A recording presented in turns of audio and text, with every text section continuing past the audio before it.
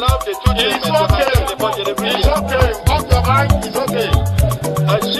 Off your mind. Chai! Now wow, people wey suppose talk truth to power don't off mic. And if we talk, now 500,000 they go sama us, call am hate speech. But fear not, my ego don't come. Him go torchlight every corner, nooks and cranny of all these bad people where they spoil our country.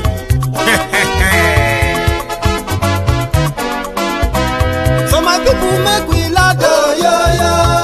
My ego don't come, oh yo yo.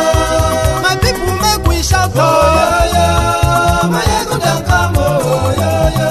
My ego don't come, man of the masses, oh yo yo. My ego don't come, oh yo yo. My ego diary politico, oh yo yo. My ego don't come, oh yo yo. This one not the off in mind, oh yo yo. My ego don't come, oh yo yo. Can in the touchlight every corner, oh yo yo. My ego don't come, oh yo yo. Okay, some people be they holla say they want the power. Chai, them be promise us say we go get light and power. Them hustle sote they can't get the power. But now they know they do anything with the power.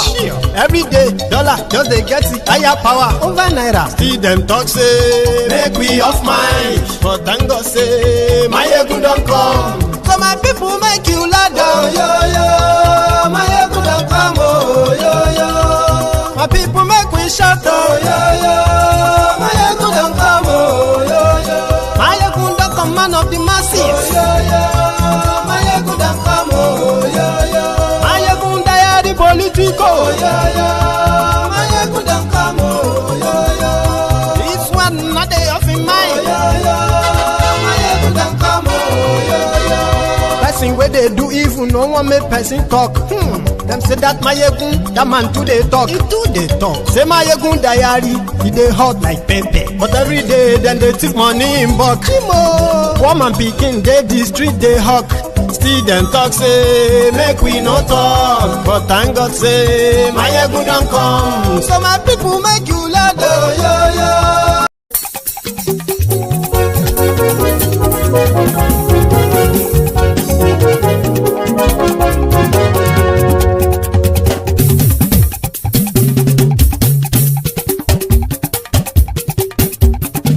Mayegun la wa mo la mo dodododo. Mayegun diary, na you be number one. Mayegun la wa mo la mo dodododo. Mayegun diary, na you be number one. Mayegun ti dé o, ọ̀rẹ́ ará ìlú. Mayegun diary, na you be number one. Lórí Facebook, lórí YouTube. Mayegun diary, na you be number one. Gbogbo bó ṣe ń lọ ni Mayegun já wa sí. Mayegun diary, na you be number one. Àṣírí ọ̀jẹ̀lú kì í bò níbẹ̀ o. Mayegun diary, na you be number one. Bó bá ṣe eré, àní Mayegun máa wí. Mayegun diary, na you be number one. Ó sì tún ṣe eré, wàá gbọ́ níbẹ̀ o. Mayegun diary, na you be number one. Mayegun diary, diary politico. Mayegun diary, na you be number one. Godfatherism kò sí lọ́rọ̀ Mayegun. Mayegun diary, na you be number one. Ẹ farabalẹ̀ sẹ́ o kẹgọ́rọ̀ lẹ́nu o. Mayegun diary, na you be number one. Àní Mayegun làwa mọ̀ tó dòdòdò. Mayegun diary, na you be number one.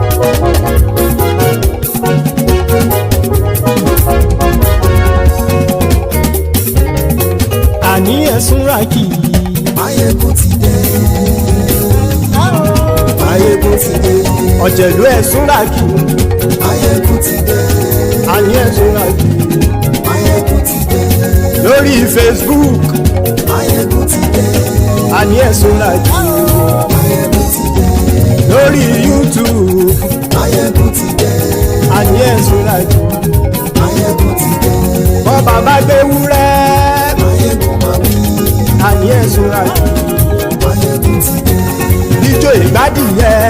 Mayegun máa wí. Àní ẹ̀sùn rákì. Mayegun ti dé. ẹ̀sìn ló bá rúfin o. Máyégún wà mí. Ayé ìṣúra jù.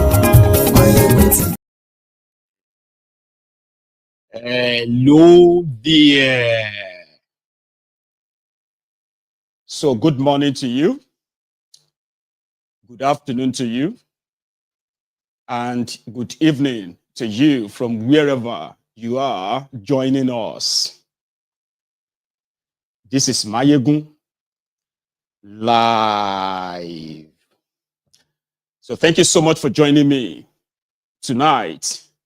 Apologies for the late start. It's just all this connection and all this transfer and all that, okay? But I'm here now. So please, brethren, read the caption of this broadcast. Also, read beyond the caption of the broadcast. Read the description of this broadcast. Like it. Share it. Invite your friends. Invite your not so friendly friends. Tell them all. They're Máyégún today. And of course, once that is done, you can sit back, relax, and enjoy this conversation. Now, if time permits us tonight, I intend to possibly take calls, right? Yeah, so that we can have our reactions as well documented. So tonight, brethren, we are starting, well, anyway, should I say congratulations to you, Nigerians, on the recent visit by Kolu. He's been away for 19 days. Now he's back to visit you. Then he'll be away again, but we'll come back to that. There is a popular pastor, right, in Nigeria, and some of you who have been kind of reacting to a recent a kind of a recent preaching, right, which became viral. And even though it is so misleading, tonight we are picking on that. And of course, you will also have your own say. So his name is Poju Oyemade. Is the convener or the organizer of the platform. You know that on Channels, right? Channels is their big streamer or so, right? So Poju Oyemade was recorded telling his own congregation about, well, Nigeria, the Nigerians, and then he was talking about opportunities in Nigeria and in America. Now, you see, we have tried severally to try to, you know what I mean? To try to remind people, especially the openly declared Ronukus, the Ronu bastards, right? As well as the closet bat idiots that, you see, you should never try to, in your efforts to defend Kolu and this APC, you should endeavor never to compare developed world with Nigeria. And I mean, they are very selective, right? Whenever they want to use anything horrible, kind of, as an example from this Western world, to back any horrible thing caused by neglect, right? And incompetence and corruption in the contraption. So the Ronukus are very comfortable with that. When it comes to other parts, I mean, the good ones from this Western world, it is like you will never find them there. For example, okay? An average Ronuku will tell you it is cheaper to live in Nigeria than to live in America. They will tell you about the house rent, the cost of this, the cost of that. You know what I mean? They are always, they are like experts. In the UK, all your money goes into paying this and that. Okay? So in Nigeria, with so and so, you can be fine. But they will never talk about the pay for the kind of jobs that you would have to do in an economy like this before you get charged a certain kind of like, bills compared to what you have in Nigeria. So they have their fans. But when you now say, okay, when you say, for example, insecurity again, and another example, insecurity, they will quickly tell you about gun violence here, all the stuffs they hear about, something happened here or there. They will say it's happening all over the world, but not at the rate at which it's happening in Nigeria. Sorry. Hey, that is their way of defending Tinubu. So, but when you now ask them that, what about comparing good road network, right? What about comparing stable, affordable electricity? How about comparing, like when you begin to say, what about this? What about healthcare? How come, right, that those who have the chance of making Nigeria better chooses to have their healthcare elsewhere if your defense is credible? Well, that's for the Ronukus generally, okay?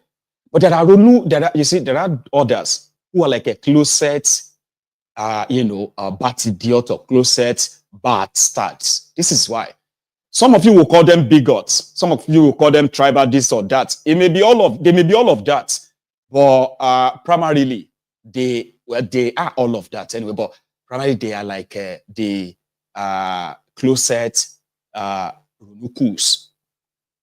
The closet Ronukus are the ones who are always, bringing out all these kind of theories. How there are opportunities in Nigeria. So you see this Poju Oyemade, Abi Oyemade Poju. He was telling his own congregation, just like Iroboye speaking to some of his own shippies as well, right? He has a problem. This is the trait, by the way, the trait of the closet Ronukus. Closet Ronukus are the ones who are going to tell you they want to sound objective, but they are not hard to detect. It's not hard. They will tell you that they are not. I'm not this one supporter. I'm not that one. You don't even have to say anything. They will begin to tell you that they are not. But let them open their mouth. It won't take. It doesn't take long before you will discover them. They have this phobia for social media, even though it is also through the same social media that some of them actually became known for real. But somehow, they feel like the lack of control over the social media by the people they secretly sort of roots for, right? Is, so therefore they will come around and just demonize it. Like the Satan of Sokoto did, right? So what this Oyemade Poju did was that he told his congregation, right? He told them that the social media is actually there to teach Nigerians how to hate Nigeria, hate their country. Everybody talk about Nigeria this, Nigeria that, as if to say people just make all these things up. Do you understand? There are people graduated but couldn't find a job, right? That you have a larger population or larger percentage of the population unemployed. Some of them unemployable. That's a different conversation. But unemployed.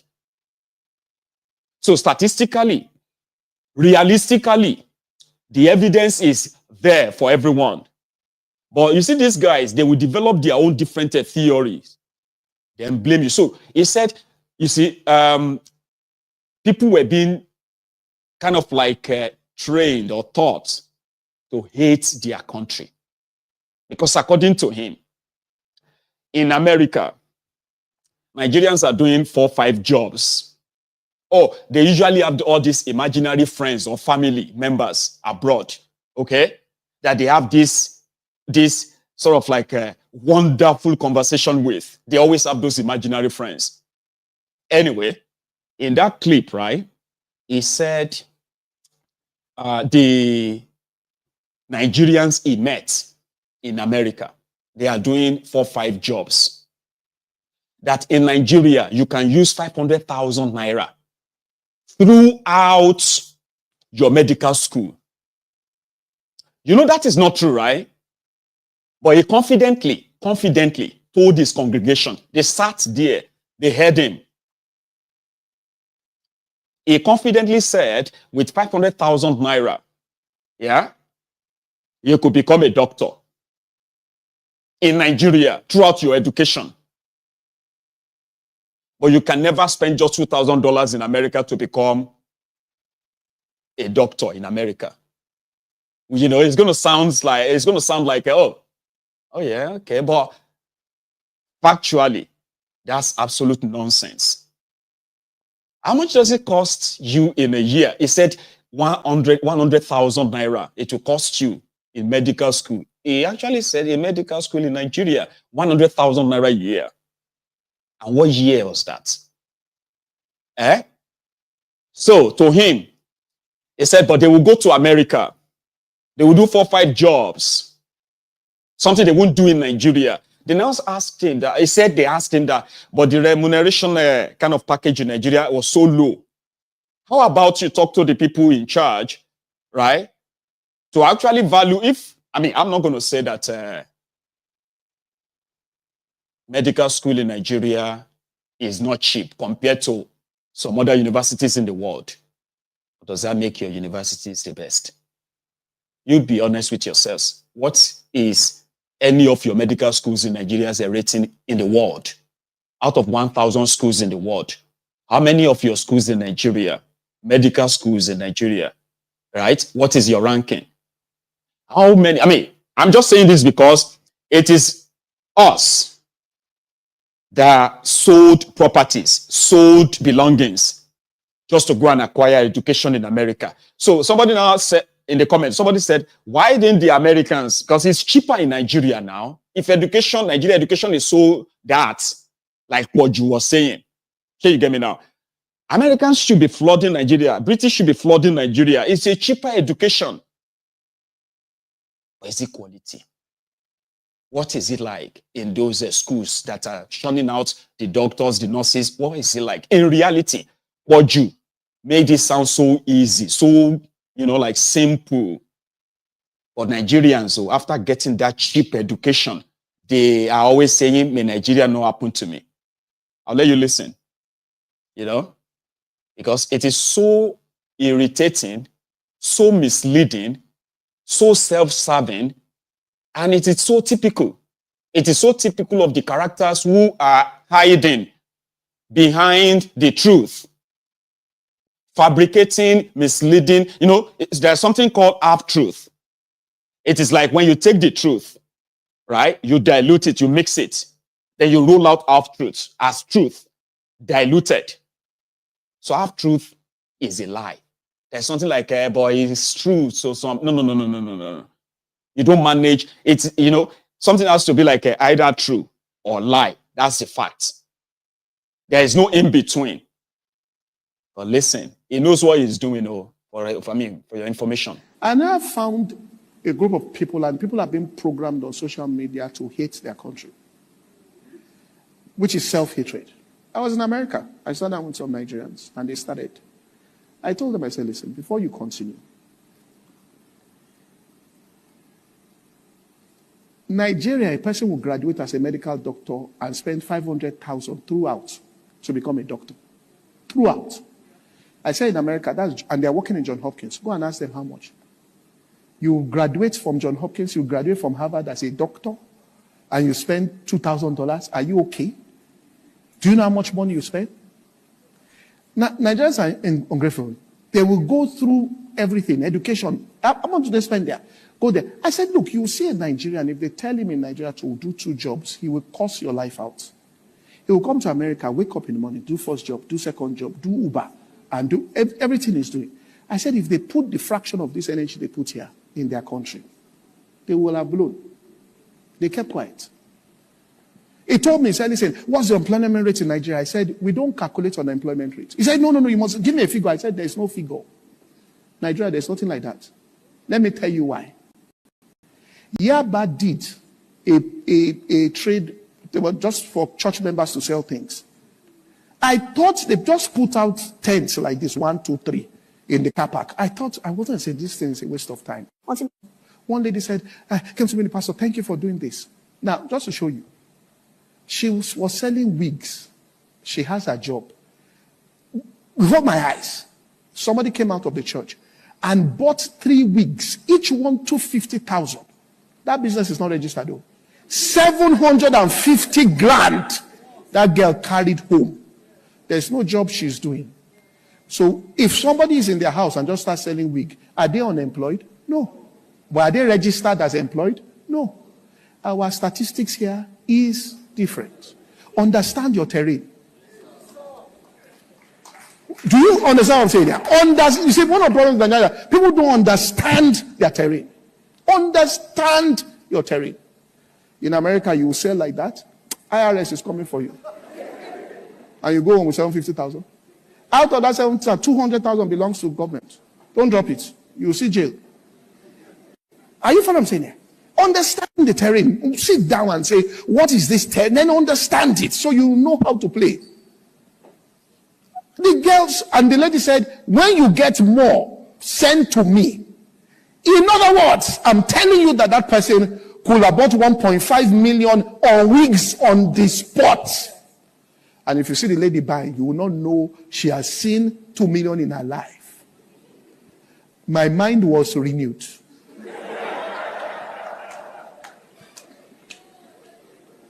This is Nigeria. Do you get what I'm saying? The land of opportunity where good cometh. Are you following what I'm saying here? So what you should say every day is good cometh unto me. Give all these people. Say Nigeria happened to them. What are you talking about? You understand what I'm saying? Listen. In America, there are 4 people groups that are doing better than Caucasians. Nigerian Americans are, I think they're number 2. Nigerians. And they said why? It is the family of Nigerians. The way they raise their children. Which means the generation that left Nigeria when they got there still raised their children the Nigerian way.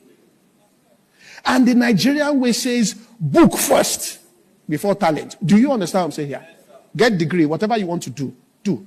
If you say you want to paint, paint. But first of all, bring certificate. And that's the way in. Why people are saying, what are these Nigerians doing? Because they tell their children education. You enter a Nigerian home, they are disciplined. The value system here is treasure. You now go there, you go and join people. I say, hey, nuisance lele. Nuisance lele. You see how tricky they can be. Talking nonsense with confidence. But you know, Nigerians they have gullible people in Nigeria that are in the majority, unfortunately. Nigerians are, or many Nigerians can be that gullible. All you have to do is to just mix some truth with so many other lies, fabrications, and other nonsense, and then present it in such a way that it will be like you are just trying to mean well. You know what I mean? Like, I'm just trying to be positive. Let us say good thing about our country. Let us not say all the bad things, because there are those who will tell you that when you say bad things about your country, that is why your country is facing what it's facing. Not the actions of the criminals who are responsible, who are deliberately and intentionally ruining that place. That's their job. They mix lies with truth, mix them together and present them as a truth. Now, let's review this. He said, in America, he met Nigerians who are doing 3-4 jobs Nigeria or in America, there is no free or cheap education. So you're going to pay student loan for 30 years. Okay. Now, you see, like I said, every system can have their own K-leg. But here is what Nigerians have been able to make for themselves. It is right that the demography of the highly educated sort of like group, in America, they point Nigerians. True. Also, one of the most successful sort of nationalities in America, they also kind of put Nigerians, in the top 5 or so, right? But these are Nigerians, right? Who like family, family oriented, this and that, always believe that when you see one Nigerian, you are likely seeing somebody who is a father or mother of many nations. We are talking about an attaché that he or she is responsible for. But within that same system, right? The same Nigerians, okay? Because the system allowed it. The system allowed them to actually earn legitimately where the value for their labor, right, is instantly and very valuable. Enough that they could put their children, put themselves through school. Now, that's a system in America. So you put yourself through school. You put your children through school.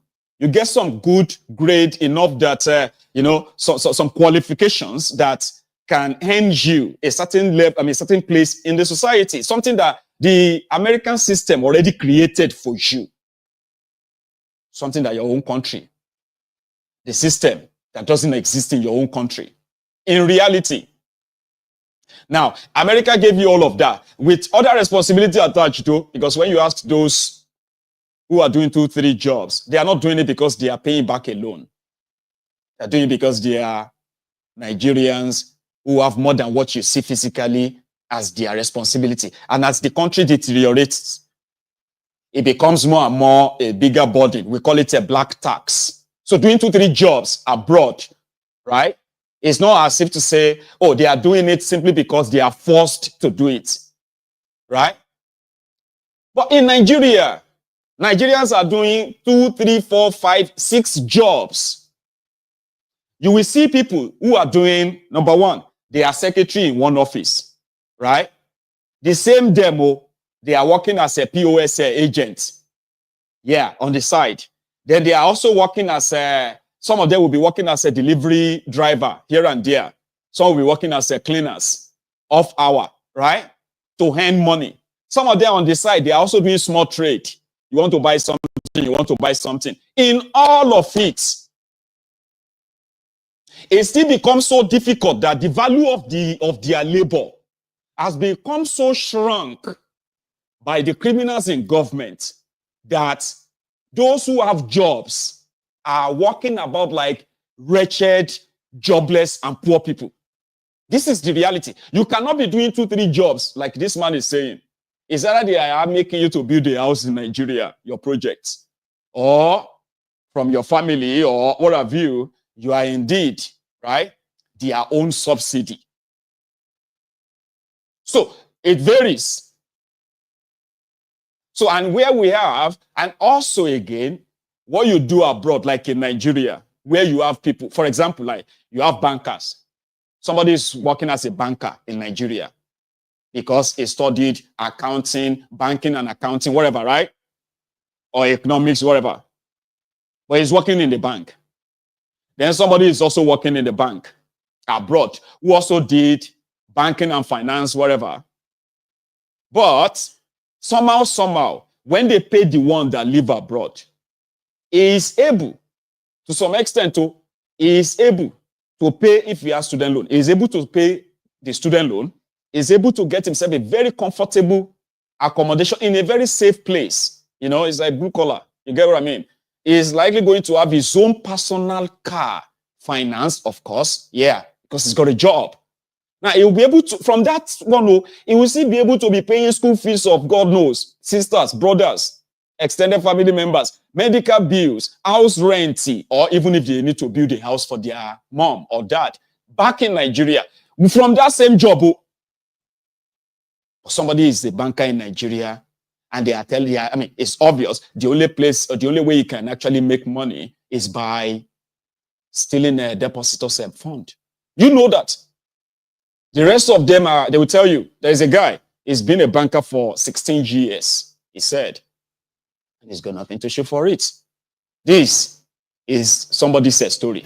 My 16th year of working in a commercial bank. I'm not too happy because it's like I've been used for the past 16 years, doing my work diligently. Look at the time now. I'm leaving for work as usual. It's as if I'm being used for the past 16 years. And it's like there's nothing to show for it.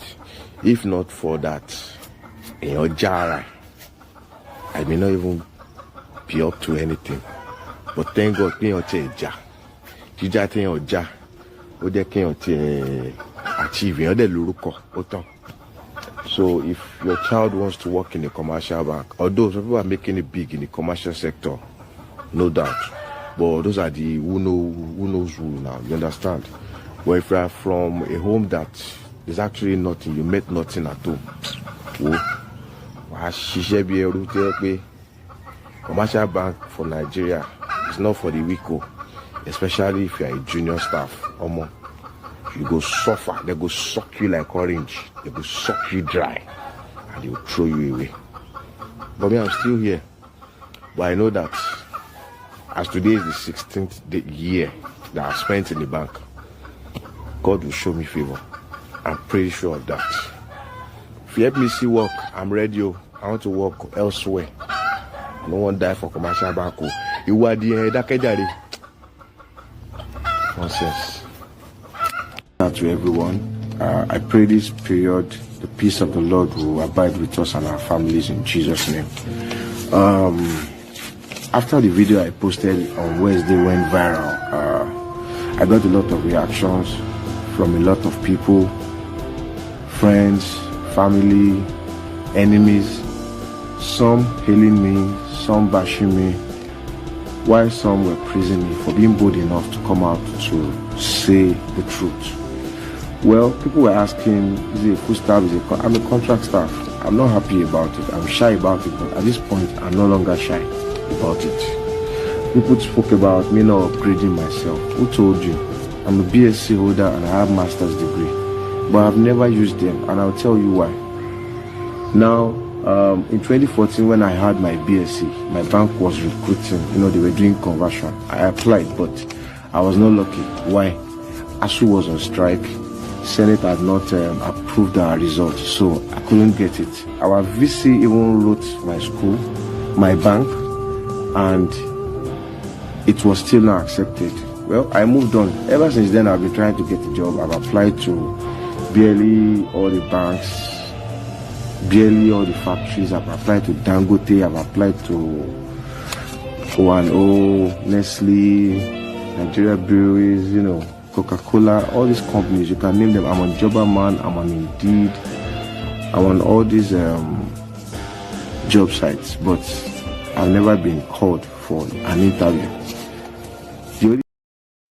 It's never been lucky. Now, I decided to share that clip with us for two reasons. Number one, some of those who, or some of the people, some of us who wants to batch the people in Nigeria, especially those of you who can easily call them lazy without specifying which kind of laziness.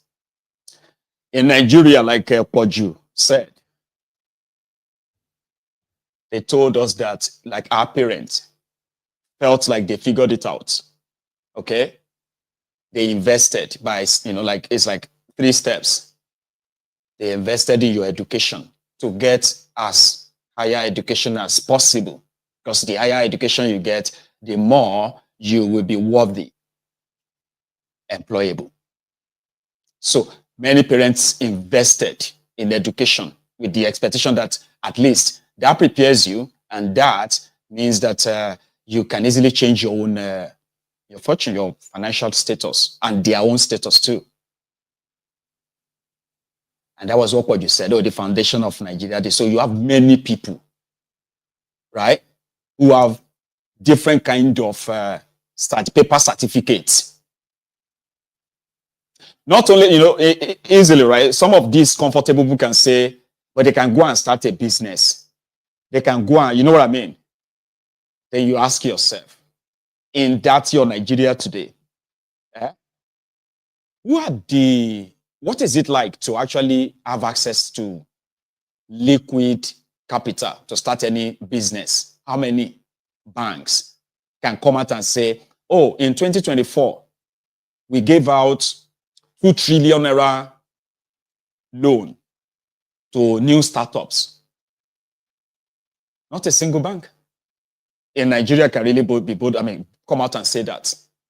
So it's so limited enough that when you look at those who actually spend their time going to school, like in other parts of the world, including Nigerians, they are not miserable. That's not their fault. That is the fault of those who are supposed to actually create a system that will make it viable, easier for your citizens to recreate wealth, prosperity. Yeah, that is what you don't have in that place. And Poju knows that. So education, they went to school. There are many certificates. I mean, if you want to see how educated many Nigerians are, go to the Okada Park. Start talking to some of these Okada riders. Shut them up. And I promise you, you'll get to see that maybe 4 out of 10 of them are BSc holders. Those who actually went to school to do something. And since the system finally happened to them, they became Okada riders or what have you. We have instances like that.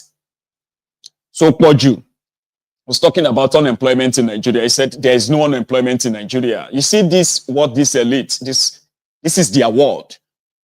When they meet themselves, this is what they tell themselves.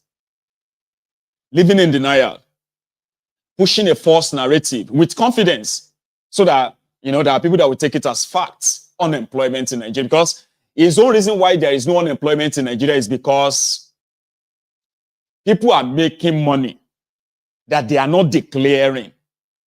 And therefore, when you look at them, you will think they are unemployed. That people shouldn't look into data like that. Because according to him, he saw a member of his church that sold 3 wigs, woman wig, right? For 750,000 naira. So in that space, to him, his senses was like, there will be many, many more people who are like this. So, you get? People who are just selling like 700,000, 1 million wigs from their bags. And when you see the bag they are carrying, you will not think they have seen 1 million in their lives. That's his own belief. And with that is the yardstick. Not the reality you see out there, where people have turned to beggars. Right? Beggars. Sick. And then they can turn around and call them lazy. People are doing 3, 4, 5 jobs. They cannot afford their yearly rent. Yeah, that may sound unbelievable to you. Ask people. I mean, I saw that video of people who are doing their 30 days rant challenge. Young people who kind of felt like, what kind of a life is this? But Poju, those people are ungrateful. They should be speaking the truth. He said, understand your terrain. What does that even mean? Nigeria terrain is that you have to be criminally minded. If you are not, you will be the victim. That's the reality. the reality is that if you know, the people will tell you anyway, people will tell you and say, oh, more, you have to be smart, oh, in this country, nobody they slack, oh, kind of, like you have to actually be criminally, or else, whatever you think you have, somebody else is interested in taking them away from you. You may be wondering how, why, but it happens. It is a dog-eat-dog situation. But they won't say the truth.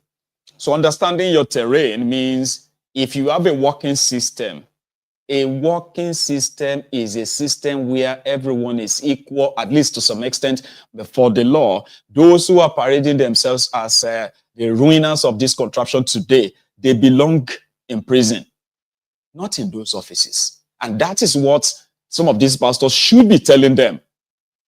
I mean, you saw that part where Bassa, as part of his State of the Nation broadcast, you know, talking about the damnation, the ruins, the hunger that Tinubu brought upon the people. People's lives have been destroyed. But you know, say, a typical Nigerian is a local government in Nigeria. You provide your, if you get money, you provide your own electricity. You provide your own housing. You provide your own healthcare. You provide your own security. Yeah. Then you provide your own education. You provide virtually everything. You get? So in that space too, Tinubu's policies, APC, Egbekegbe's policies have rendered people poorer. That's what Oyemade should be saying, because there are real life victims, remember? To enter free fall, fueling imported inflation and triggering the worst cost of living crisis in a generation. These measures have pushed tens of millions of already impoverished people deeper into misery. The stampede deaths in several cities at the end of 2024 were the most horrific climax to the economic hardships experienced by Nigerians. The heartbreaking reports of parents throwing their children over a fence in Ibadan to ensure access to charity food distribution, leading to the deaths of over 35 children, were tragically almost reminiscent of the biblical famine in Samaria, during which parents resorted to eating their own children for survival.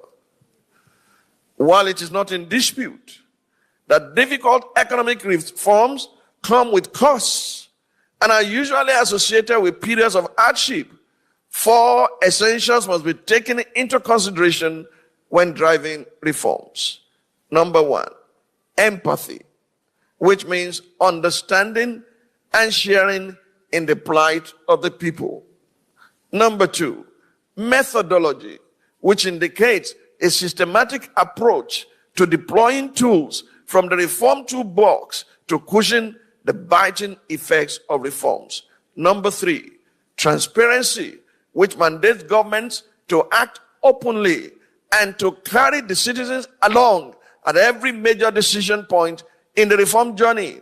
And number 4, responsibility, which requires leaders to take the lead in bearing the difficult and painful impacts of reforms. I leave it to the consciousness of Nigerians and to the consciences of those in this administration entrusted with the fate of hundreds of millions of Nigerians to determine whether the President Tinubu-led government has sufficiently demonstrated these 4 essentials.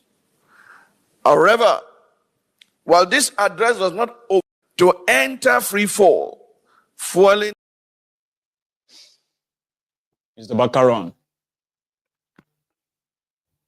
Somebody said he should lead a protest. No, he is not. Or maybe he will be part of a protest because Poju Oyemade, you know Poju Oyemade?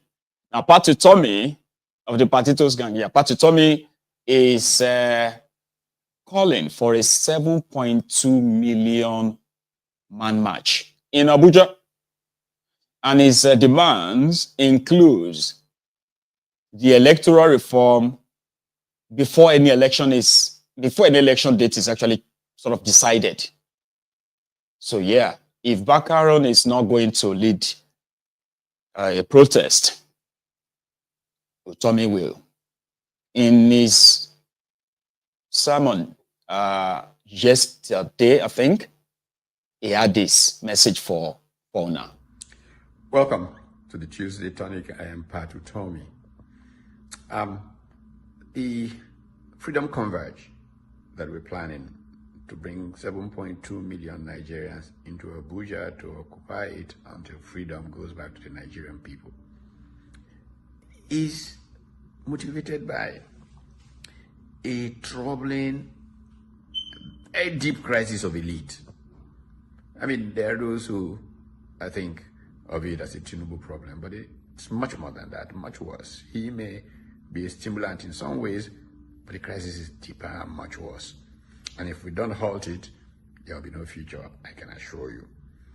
Now, Pastor Bakare, in enumerating some of the sources of that crisis as a Tinubu problem, has talked about state capture, which I've talked very often about.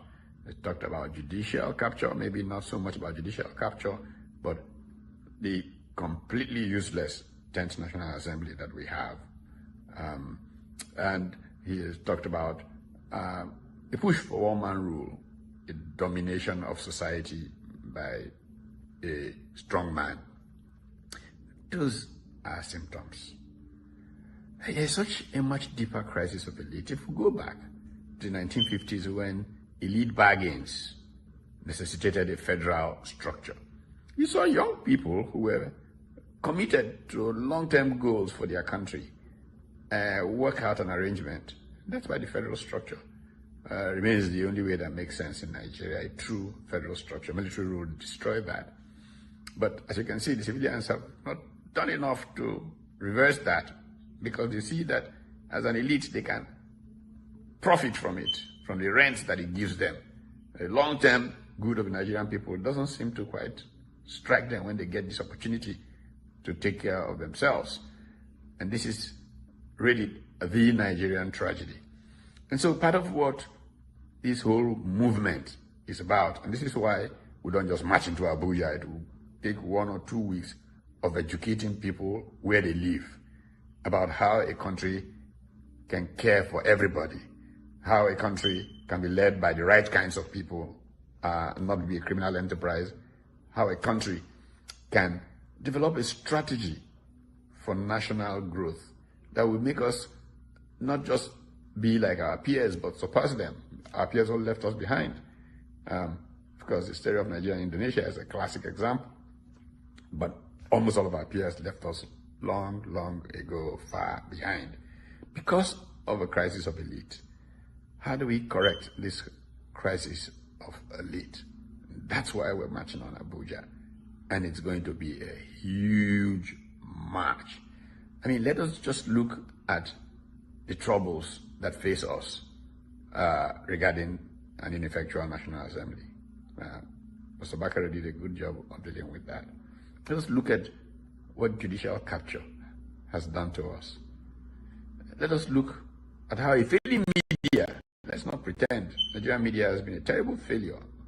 They make an effort, some of them, but they're captured easily. Poverty has reached everybody. So those who have the strings pay of journalists and our country can get the kind of robust discussion it got when we were in our teens and early 20s and functioned as reporters in that country. The real problem in Nigeria is that in the elite's struggle to get a piece of the action for their own survival, they forgot the people, the Nigerian people. People without whom justice, the only way they can deal with things is to turn to violence. And violence has made it very difficult to produce. And then worse still, the elite are so obsessed with their self-surviving that economic policy is all about stabilization, and nothing about real growth. You don't grow an economy by the kinds of things we're doing. Those stabilize you, give impressions that things have turned around, but in the end, you're all dressed up with nowhere to go. So it's time to change all of this. Let's continue. We'll talk about this some more next week. And by December, as a country, we'll be ready for change, ready for a new kind of Nigeria. And I assure you, Nigeria will rise up again.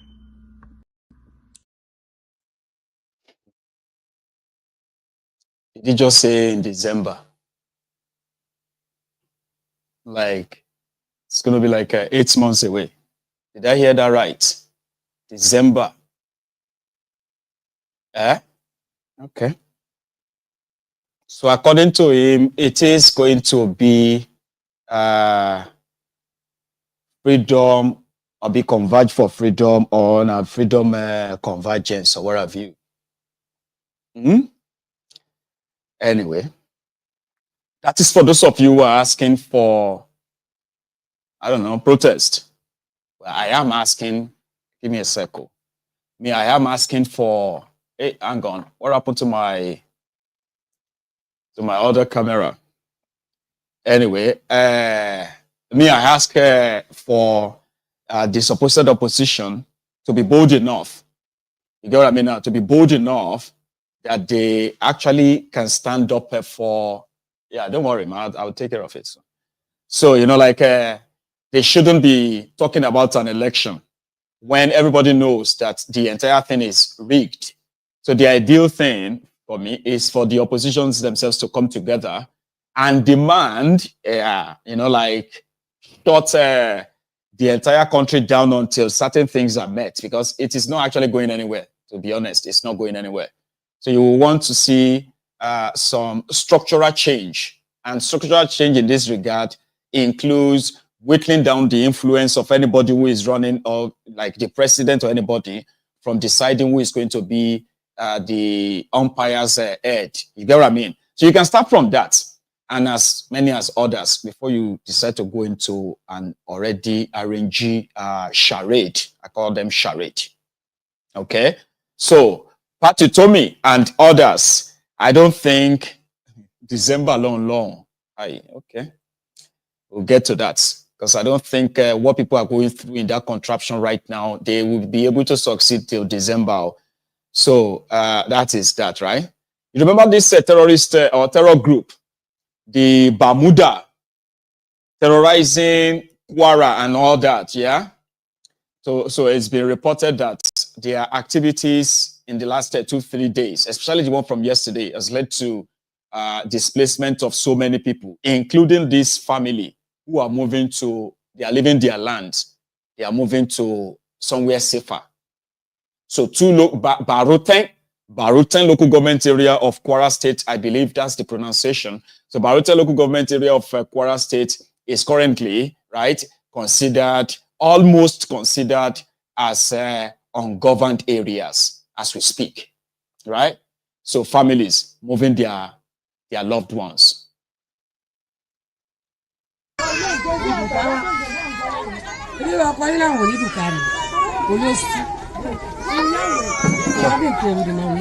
Keke ya tumbukura mama akaronjindi wame bakura mama bakana mukaronjindi ya iwawa minime ba chikandodu mama bagura mama kabei favuno ka zama iwa bibu katonkorobo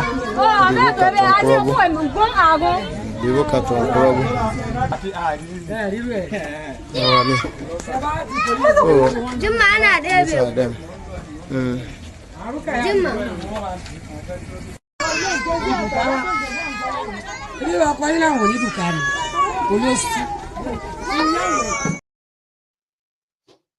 So the tragedy struck yesterday, which is also considered as another terrorist attack. So this time around, that happened somewhere called Billiri in Gombe State yesterday. So what happened?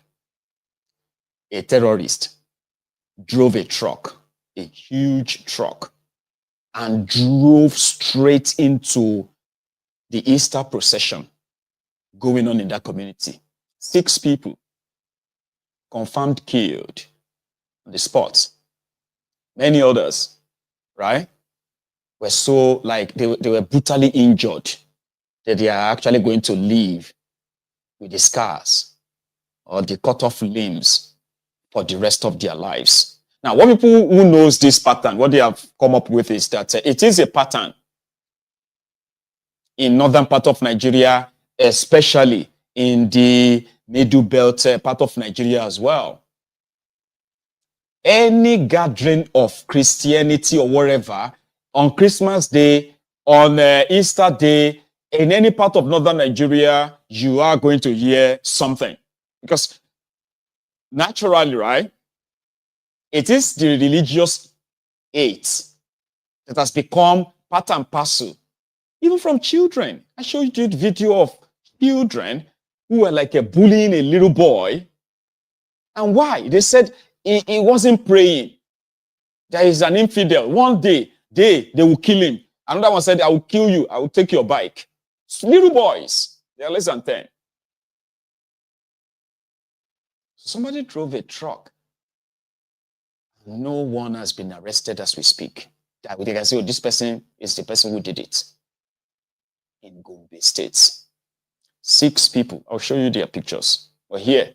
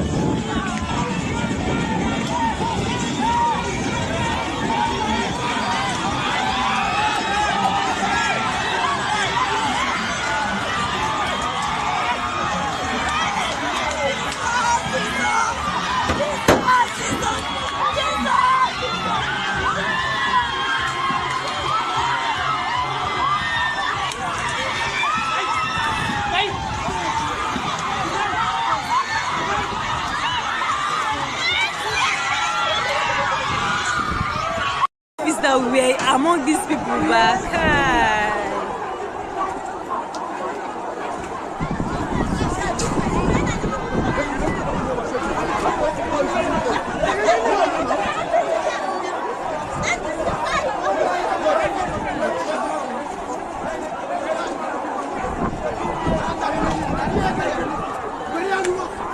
See good. As if I told this man no catch break from it.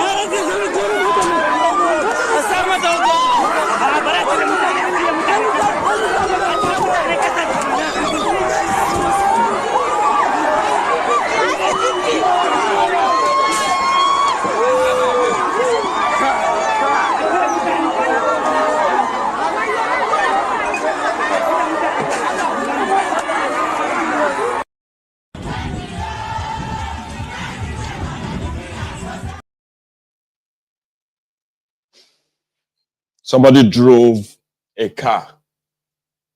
I'm sorry, rather, a truck, that massive truck, into that procession and killed 6 people instantly. An act of terrorism. In Gombe local government area, right?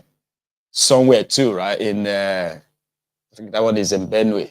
So a guy made a short video to record residents fleeing their community because the Fulani terrorists were approaching. God even know which terrorist was approaching. Hello. So, this is what is going on in Jos right now. People are running away because Fulani are about to enter our village. We don't know what we have done wrong. but people are dying. People are busy running. You can see me, I'm in the picture, so I don't know what's going on. I'm inside the picture. You see people are running with their children. Right now they are shooting guns in our place. People are trying to escape with their children. Hello?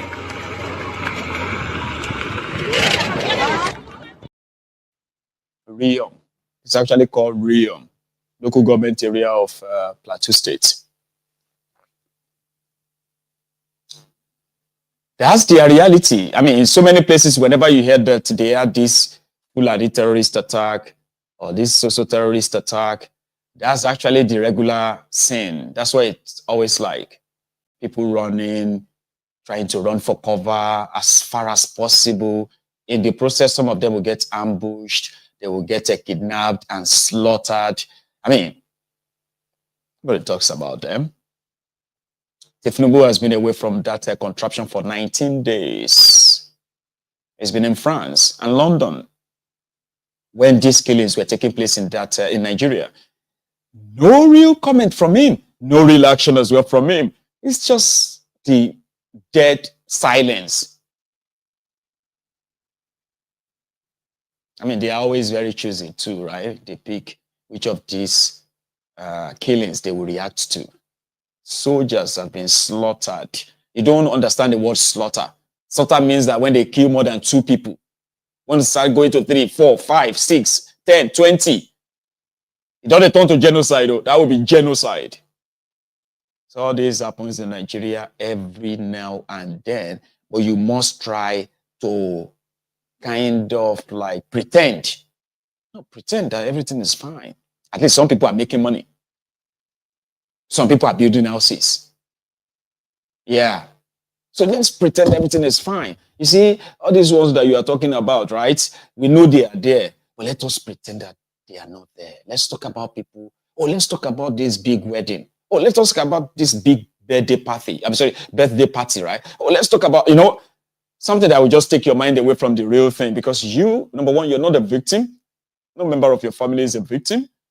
Your community maybe is not listed, so everybody can pretend to move on until one day when the call will come from your own loved ones to tell you that it don't happen.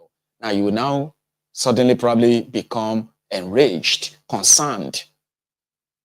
Yeah, there are people who wanted to just leave, that they don't want to think about all of this, because why should I? Why should they, rather? When they can pretend that it's not happening. And there are people who can pretend that, there are people who are very much okay to pretend that something is not happening by living in denial of it. Well, for how long? It is spreading so fast. Some will tell you that it is because of the renewed vigor of the northern political class, who are publicly declaring their distance from Tinubu, at least some of them. So they might have been the one, they probably are the ones who are escalating this or that. So maybe it's nothing. Now, if they are, that is where you have government. If there are people behind the terrorism and your criminal politicians are not benefiting from it, right? So the right thing for them to do is to what? End it. But they don't give a damn. So Kolu was away, had his fun. He returned back to Nigeria. I didn't use return. I said he is visiting Nigeria. Do you know why I said that? Kolu returned back to Nigeria. They are now introducing him to his own appointees. This is Mr. Wike, FCT Minister. Oh, how are you? How are you? Thank you very much. Thank you very much. This is Rebadu, your NSA, sir. Oh, salam alaikum. How are you? Thank you very much. Thank you very much. Thank you very much. This is Patawale, your minister. They are introducing him to them. You think I'm lying? Or you think I'm trying to be funny? No, I'm not. Watch.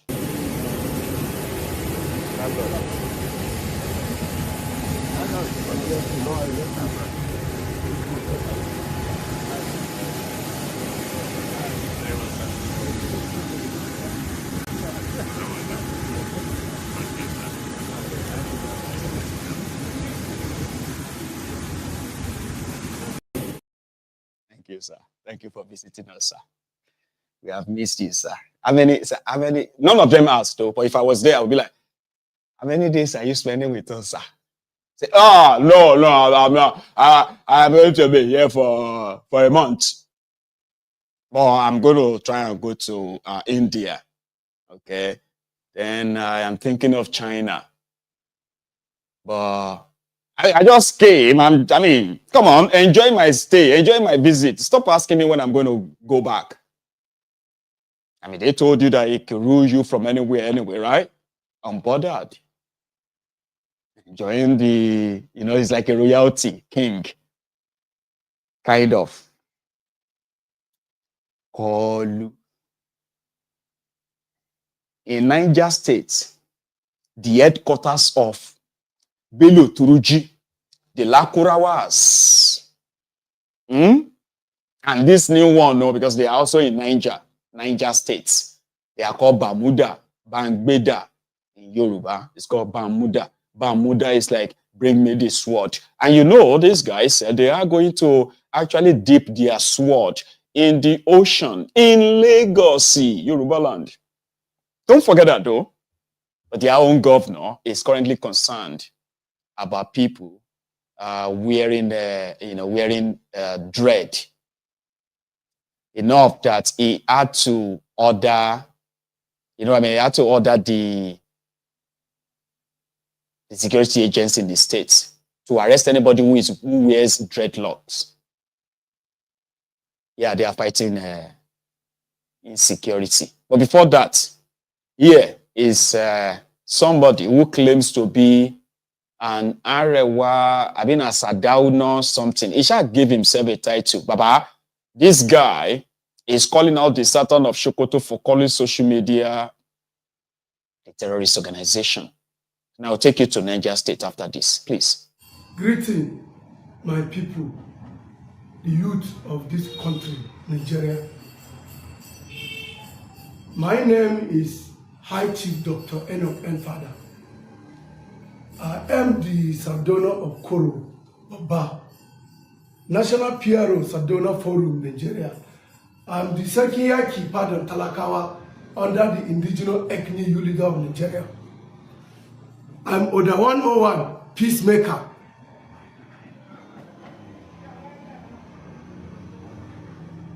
The reason why I come out this evening to address the nation is about the video I watched. Is it yesterday or day before yesterday? Seeing the Sultan of Sokoto coming out addressing the nation that the federal government should ban social media, that the social media people are the terrorists. Yes, I say, let me tell him, the youth of this country, the ones that are working for social media, they are not terrorists. In fact, if not because of social media, many youths don't die today, because social media, they have employed more than 10 million youths are working for them, because anything you see people doing in social media, they are paying them. Which you as a Sultan of Sokoto, how many people you don't have? Have you ever helped anybody? You are a Sultan of Sokoto, not Sultan of Nigeria. So you address issue according to how you're supposed to address issue, not coming out trying to kill the joy of the youth of this country. And overheard one person coming in saying that the very dark man should come out and apologize. If not, he will bring the sky down. So let me tell you, the very dark man will not come out and apologize for anything. What very dark man has done in this country. Join all of you in North. You can never do quarter of what a very dark man has helped people, putting borehole, building hospital, sending people to school. What have you been done as a chairman, youth, Northern youth? What have you been done? As the Sekiya Kipad and Talakawa, I have empowerment platform, which the whole Nigeria know that I have been empower so many youth in this country. What have you been doing? Apart from sitting in North there, talking anyhow, ordering a very dark man to come out, and that very dark man owe nobody apology. Yes, the terrorists, you are the terrorists. You, the chairman of the youth of North, you are the terrorists, not youth.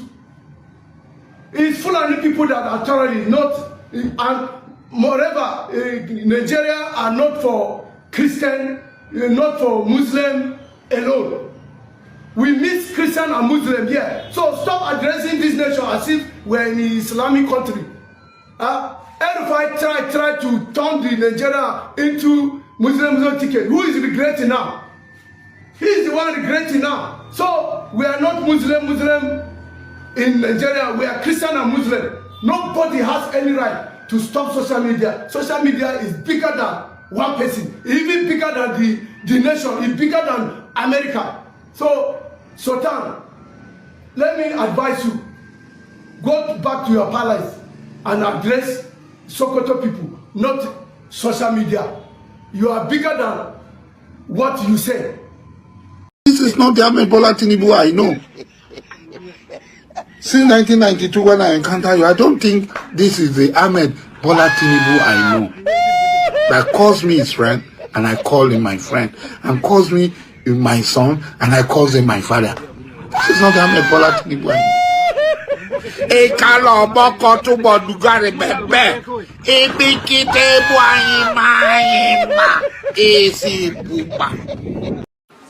I said, if Ahmed Bola Tinubu fails, hold me responsible.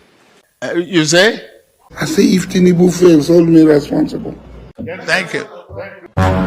The job people are already angry that this is the worst government. We have just started.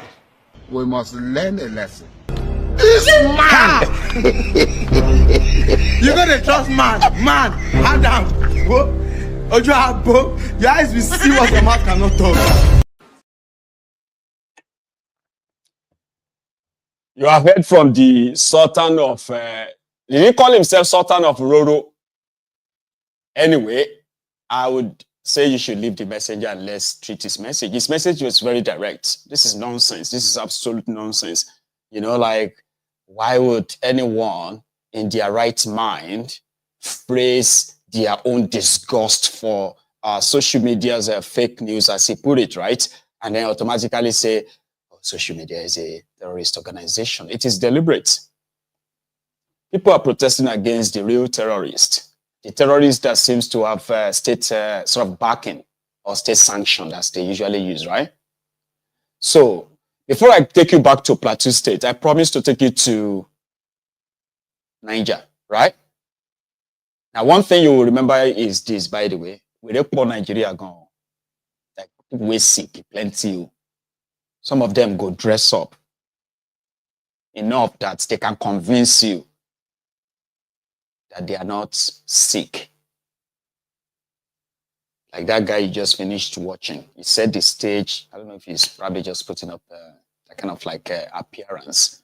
However, when you get to see characters like that who give themselves time to dress it up and stuff like that, and then what they are saying, you clearly can tell, right, that the statistic that says that over 70% Nigerians have mental health disorder. But not be all of them, they streets.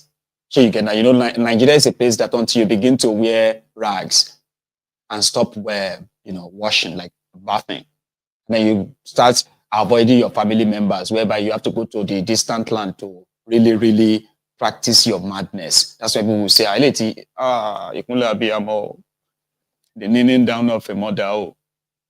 Yeah? But many are wearing clothes. You just need to get closer. All right, then you see that many weary, one leg, and most of those wearies too, they are holding executive power in Nigeria.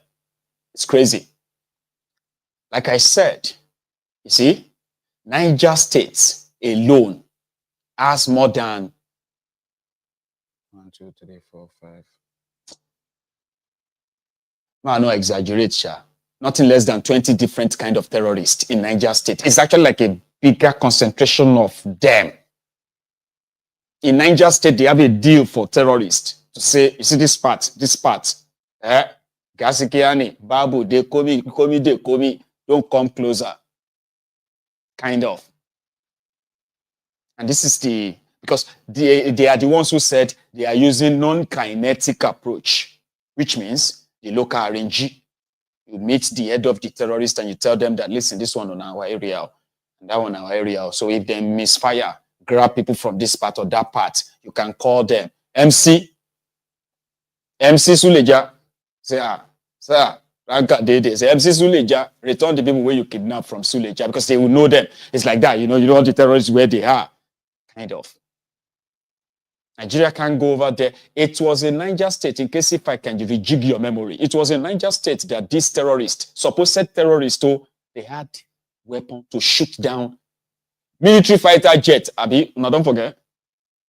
No, don't act surprised. That happened under Bokwari. They shot down the military fighter jet, captured the soldiers inside or the pilots inside.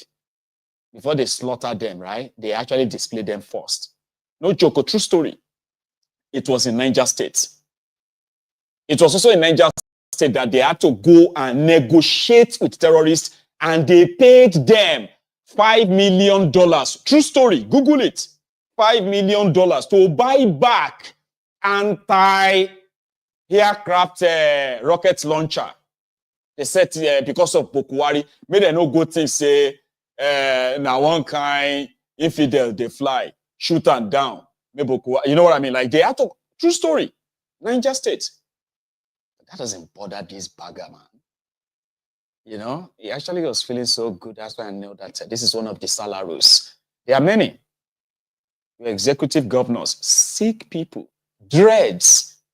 We take concerned dreads with, I mean, when I was growing up, right, we used to have those people we call dada. Do you understand? Like, they will actually tell you, don't cut your child's hair. Don't tell me that. I mean, if I have a dread, who are you to tell me that I grow the dread? Like, it's not for religion.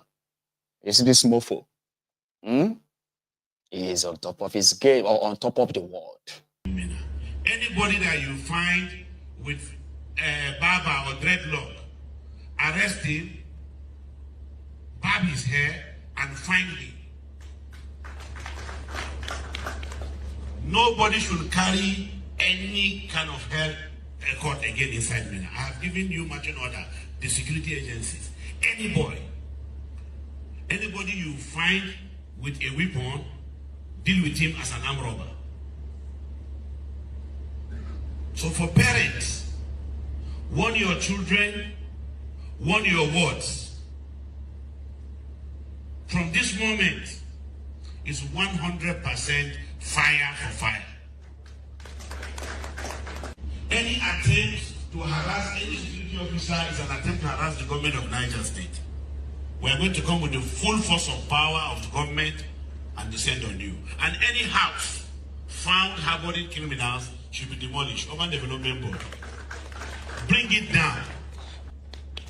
NDLA, ADC, and other agencies clamp down on drug dealers.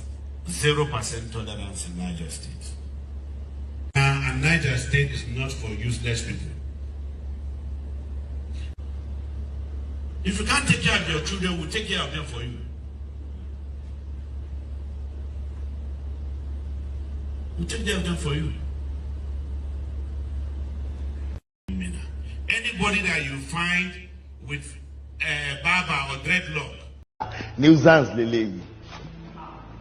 Nuisance lele. Absolutely. They retarded their nuisance. We can cover him brain. We know they there as well. Like, wait, why is he wearing that hat? That hat that is put on his head. Why do you put that big cat on empty head? But in Nigeria, hey, Nigeria, where religion is what shapes their views, their world views. Here you get. See, yes, now. Yes. Very good, Mr. Governor. Nonsense. They will be wearing dreadlock. Omo buruku. Very, very bad child. You know, they wearing dread. People where they loot your money, they know they wear dread, though. You know that. All those pot belly overfed pigs stealing your money. And then like flexing with your money. They know they wear dread, though. I just thought I should remind you. While terrorists are running amok. Yeah? In Plateau State, these women actually staged a very, very impressive protest yesterday where they went to their governor over the killings in Plateau State. It has escalated. You know, whatever it is that you are hearing about all the killings and what have you, I promise you, you are not even hearing the 10% of it. Somehow they've managed to suppress the spread of these stories on social media, unfortunately. So people's reactions are not really that, So that's why I have to give it to these women, right? They've lost loved ones. Some of them have had to abandon their communities to somewhere safer. They are indigenous communities. And then the terrorists are giving conditions. What the heck? So they actually made their governor take a petition, which they said they are sending to Tinubu. Unfortunately, it's never going to change anything. A lot of people are beginning to say, oh, fight and defend yourself. But with what? People actually said that they have been under the constant military sort of harassment in those areas. Like military harassment. But when it was time for the military to defend them, they were nowhere to be found when the terrorists came. Unfortunately, you will feel for them. The Benue women.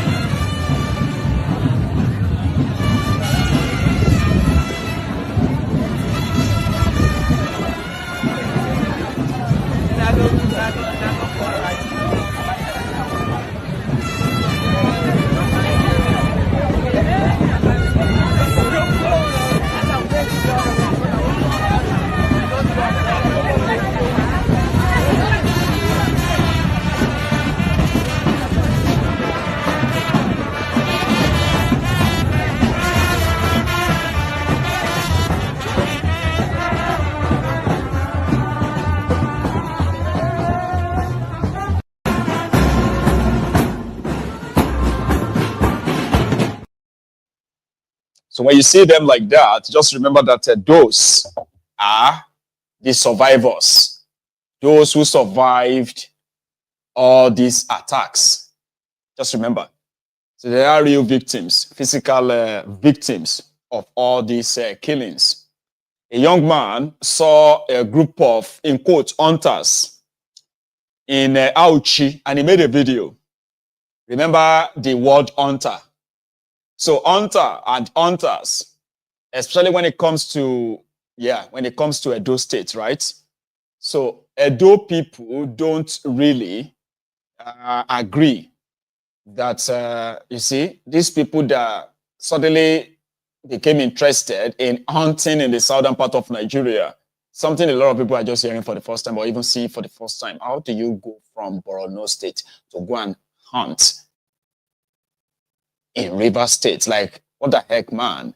You get? So this one made a video and he used the word these hunters, just for the record.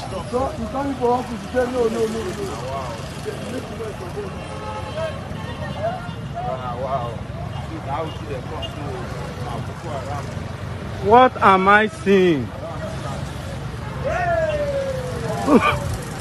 Wait the apple.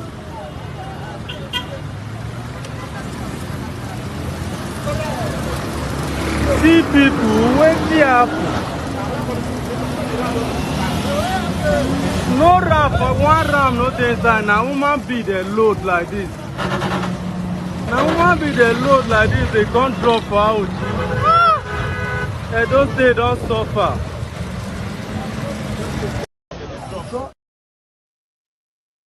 In fairness, you may not like it, or you may not like this, right? But in fairness, as long as you have this one Nigeria, which is so conditional, remember, this one Nigeria means as they claim to be Nigerians, they have rights, they have entitlement to be anywhere in Nigeria. Like I said, you may not like it. Whether they are coming from Nigeria, there is no vetting mechanism to know who these people are. But because they claim to be Nigerians, they can be anywhere. But you can be everywhere. Okay, maybe you can, but you can't do whatever you want everywhere. Do you understand? The only tribe that has no indigenous root in Nigeria, but today is at the forefront of exterminating indigenous people is the Fulani terrorists. There is no other ethnic nationality in Nigeria that goes to another part and then unleash terror on them, demanding for their lands. No, none. So those of you who are the pro-one Nigeria and the rest of that, these are what you have to deal with. You may complain and the rest of that, it will never change. Become hostile to them, like attacking them and the rest, is just going to make things worse. So you see, you can't tell them not to come to your place in whatever form of transportation they choose. As long as you are still part of this contraption, this Nigeria, never forget. Please never. Now, we are going to take a little bit of the tour, okay? So we're going to go to Burkina Faso. Now, if you remember very well, just 2 days ago, I did make mention of the news of Ibrahim Traore, Captain Ibrahim Traore, surviving another assassination attempt, making it the 25th or 26th attempt on his life since he became their leader in Burkina Faso since 2022, right? In 3 years, he has survived 26 assassination attempts. And all these assassination attempts are orchestrated by the West, especially the France, from what we have heard.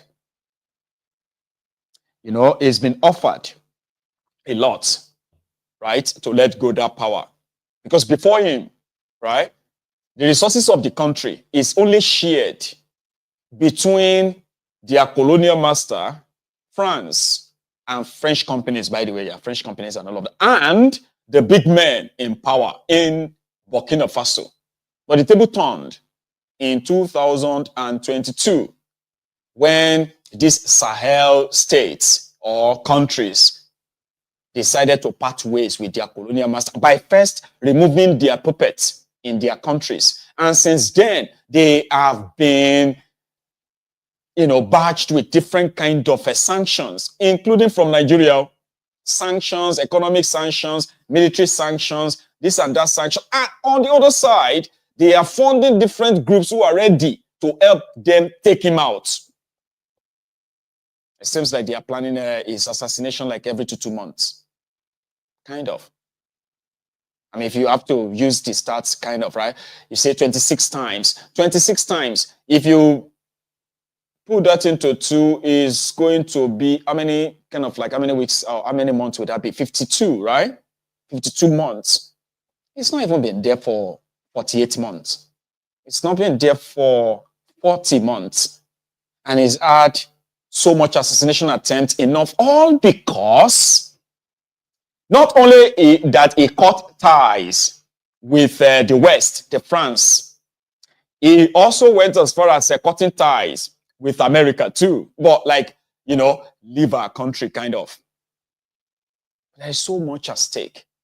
They've got gold, a huge deposit of gold reserve in Burkina Faso that America has been campaigning. There is something called Africa Communication Center. These are the bases built by America in Africa.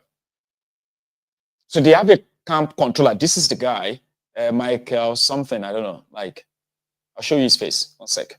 See this guy? That is the guy that is in charge of United States of America's sort of military bases in Africa. I would say the guy in charge of the African Command. This guy went to the American Congress investigating the activities, of the American base and what have you in Africa, including with this Sahel state. And this guy went on to tell them that it won't be a bad idea to get rid of these military juntas, especially in Burkina Faso, because according to him, Ibrahim Traore has been using the money, the proceeds from the gold mine in his country to provide security for himself and his family. That America wouldn't mind to go into the country, arrest him, to invade Burkina Faso. How many Americans knows where Burkina Faso is on the map? Probably almost very few. So what exactly is the interest of America in Burkina Faso? Why would they want him dead or arrested? Why would they want to invade Burkina Faso? For 60 years, France was milking Burkina Faso. So much that the country is ranked as one of the poorest countries in the world, Burkina Faso. Very rich in gold, uranium, and so many other natural resources that could have made them one of the richest country on earth. But no thanks to the French, exploitation. So now that America is no longer probably keeping it away. So we are coming for you. We don't know how long it's going to take. Whatever it's going to take, it's still going to happen. This is where you are going to appreciate, Donald Trump a little bit, who is not really interested. You got what I mean? He's not really interested. His own foreign policy is America first. And this America first means everything should come back into America. You see? So that may be a plus, because why would America want to take Traore out? What exactly is the saying of Africans? What exactly did we do wrong that it seems like we have been condemned, right, into the perpetuity of nothingness? And that is the only way we will remain relevant. Nothingness. So these guys, why the best brains from Africa are exported into this West to continue to create value, not to Africa, but to this West. So Traore now says something. He addressed, this is believed to be, a voiceover that allows his French translated into English, so you can understand for those of us who are just English speakers, okay, and Ijebu.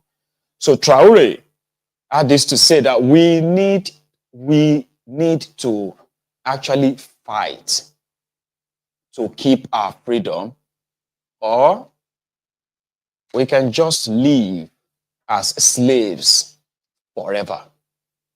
When the West wants you, oh my God, thanks to social media, also invented by the West.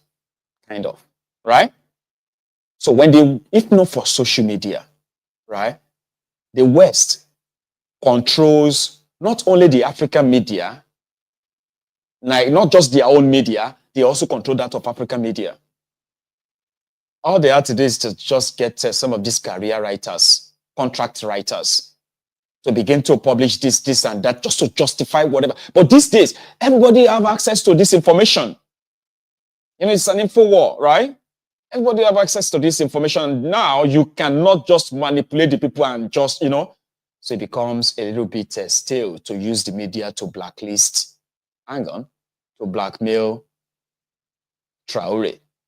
So in his own defense, here is his own message to his own people. Remember, to the Burkinabe. Our country has long been in a very complicated system. Most of you who are young like me, we were born into this system. But that's not what can allow Burkina to thrive. Because in this situation, there are only two cases. Either we accept to fight, or we remain slaves forever. I told you once, there are those who are slaves in their minds. They can only serve their master. And those people try every time to manipulate you. You must advise each other. Because every situation can be exploited by these enemies of the nation to try to discourage you, to demotivate you. So, you must advise each other and not pay attention to certain remarks, even on some media. Not everyone is obliged to be patriotic. You are the first patriots. You have decided to defend the homeland. There is nothing better than that.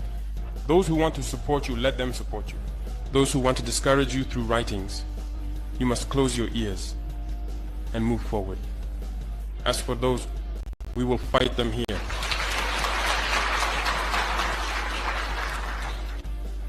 So, we must remember something. Recently, there is a so-called NGO. It's not even an NGO.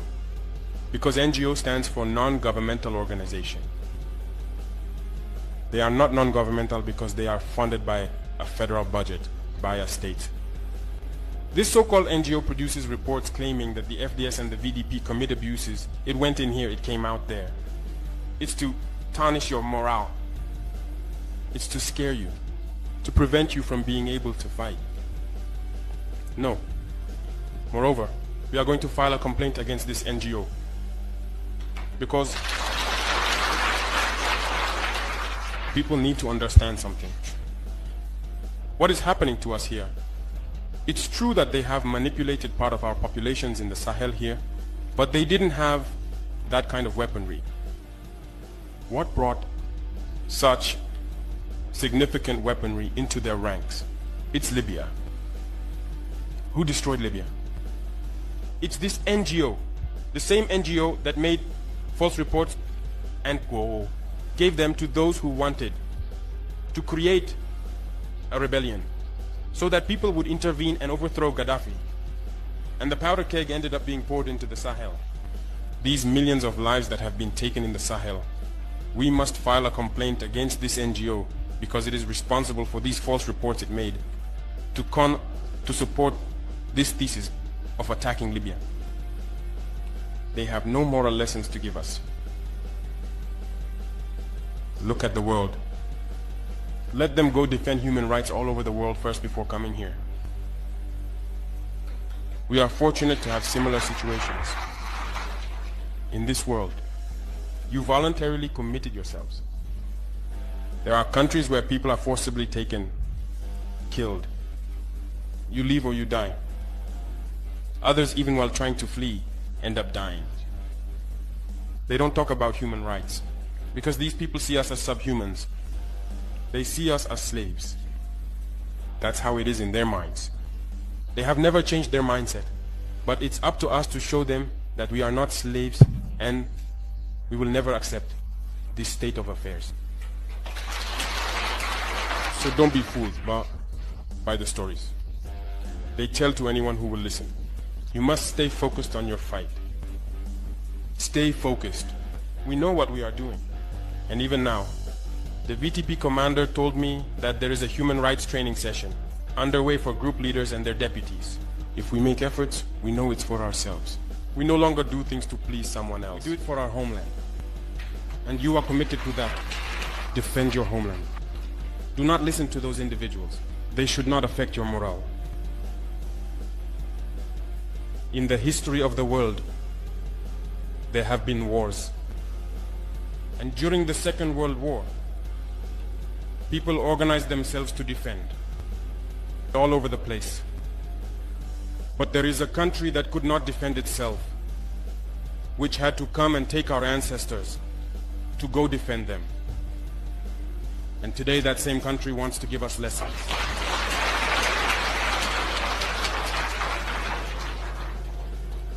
The pot calling the kettle black.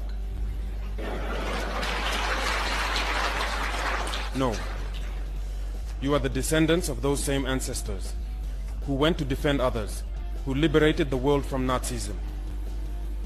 Today you are fighting for your lands. These same individuals dare to create terms to tarnish you. We oppose this. We will never agree.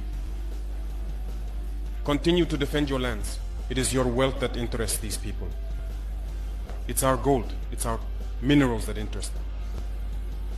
Otherwise, why come and drive out entire villages to seize our lands? So we will fight and we will reclaim our lands, our wealth. It belongs to us. It's for us. It will benefit us and our children. I therefore encourage you to remember that this war is to free us from slavery. It's for our independence. And you must keep your spirits high, stay strong. Never give in to manipulators, to those individuals who no longer understand the notion of homeland, or to those people who come from outside to try to subdue us through their terms they invented and their organizations they created to enslave us. Fight, move forward, do everything you can.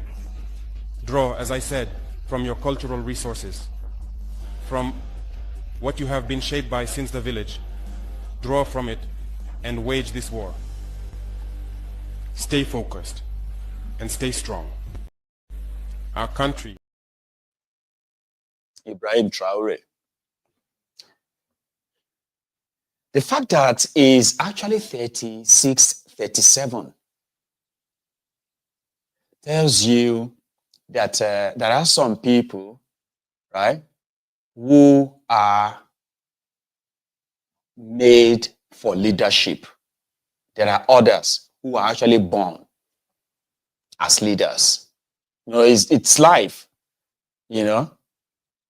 So that young man who is now in charge of one of the most mineral-rich countries in the world is there telling his own fellow citizens, comrades as well, right, that this is the trick they always sort of like employ. You see, the trick. We are going to accuse them of human rights abuses so that we can then give this report to them in America, which will then facilitate the American government acting enough that they can put up a rebel, arm them, or even stage what they will say human rights defense, and then they will go in there, you know, remove this person, scatter the whole country. While the country is still trying to figure it out, they will be busy. Because if they wage war in your country, your resources is what they will use to pay for it. That's what they did to Libya. They didn't just kill Gaddafi now. You don't understand. They were there for years. Now, this time, the country was already gone. But America and the rest and the allies, they were there, still lifting Libyan crude until it became kind of like a poison, you know. I mean, like, they just had to let go. So today, Libya, right? Part of Libya or the whole of Libya is currently divided among different, rebels or what have you, who controls different section of the country because of, America or NATO. It depends on what you want to call it. So, Ibrahim Traore, it would be great if you fight for what is believed to be your freedom rather than and die for what you believe to be fighting and dying for your own freedom in your own country than become a slave that doesn't want to die, but would rather serve the people that don't really care about if you want to die, if you don't mind, kill you and all of that. What is most important to them is your resources, which Traore is denying them access to. You get that now? So he's actually a very brilliant, brave young man. He's a leader. He's a man. So younger than me, and look at me. Speaking to camera. Yeah? When somebody will be saying like 5 years, he take junior me. He's running a country, chasing the criminals who sold this country. I mean, I would do it if I was from Burkina Faso. I would do it if Yoruba nation is an independent country, because everybody will know that the people I'm going to go and face, they are my fellow Yoruba. So this time around, more would drag them to pieces. If I will go down, I'll die. Sure, you get, but I won't do it for Nigeria. No. You know what I'm talking about? I won't do it for Nigeria because about cook giver, you know what they call the cook giver. Until tomorrow, right? I have no idea how my great grandma came by with that name. You see, she would say, "Oh yeah, kill. You know, when you have this chicken that is about to die, my grandma would be like, you know, kill it right now."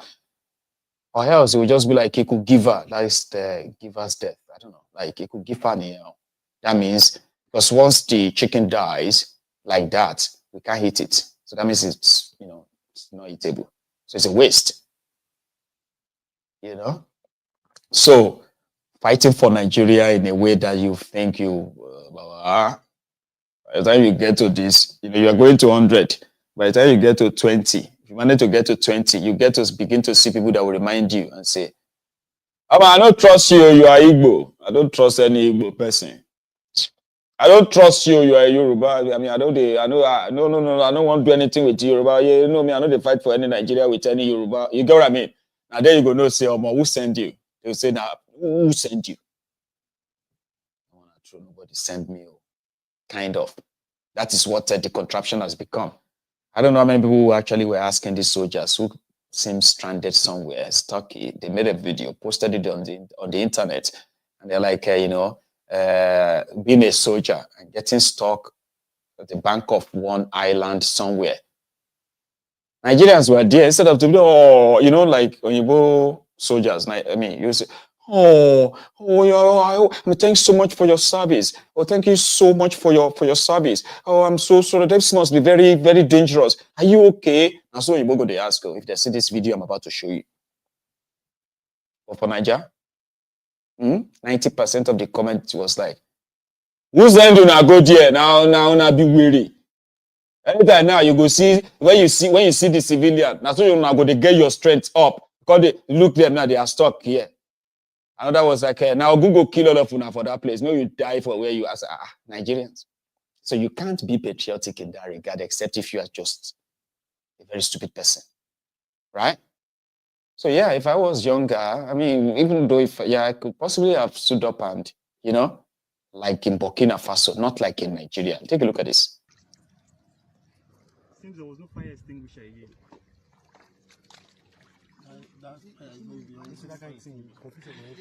That fire yourself beyond the true fire.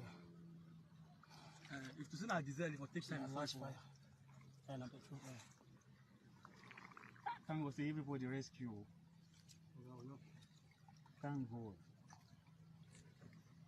Yeah, I was even thinking exercise. I see somebody about. You mean I took the turn? Seems there was no fire.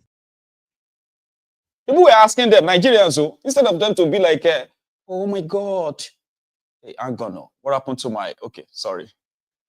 So Nigerians, instead of them to be like, oh my God, how did you get it? How can we help you? Are you okay? Are you safe? Oh my God, is that even safe? Are you stuck inside there? Are your legs inside that,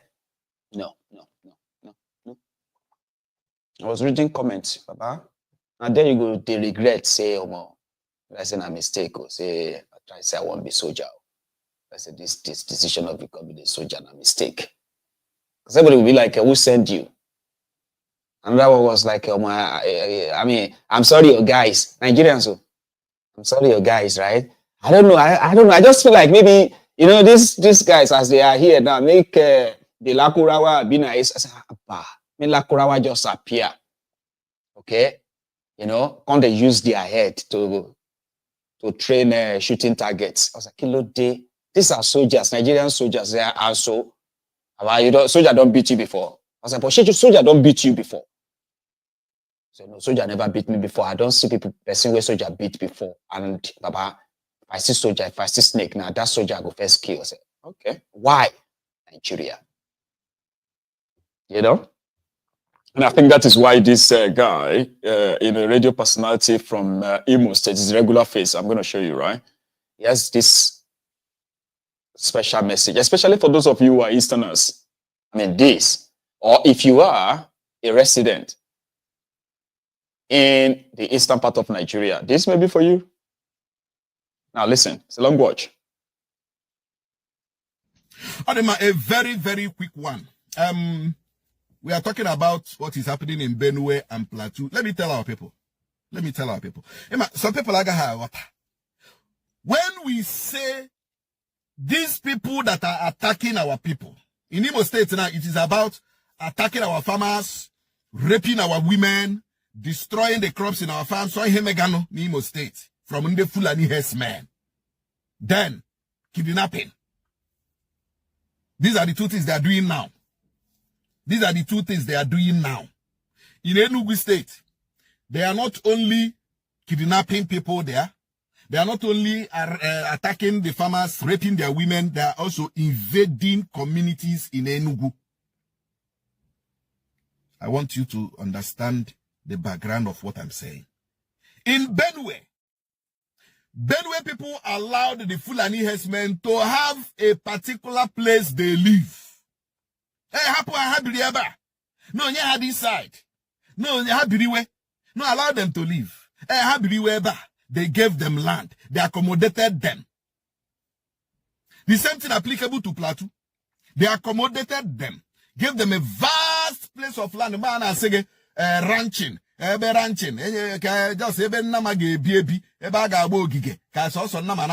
use that place as their inhabitants.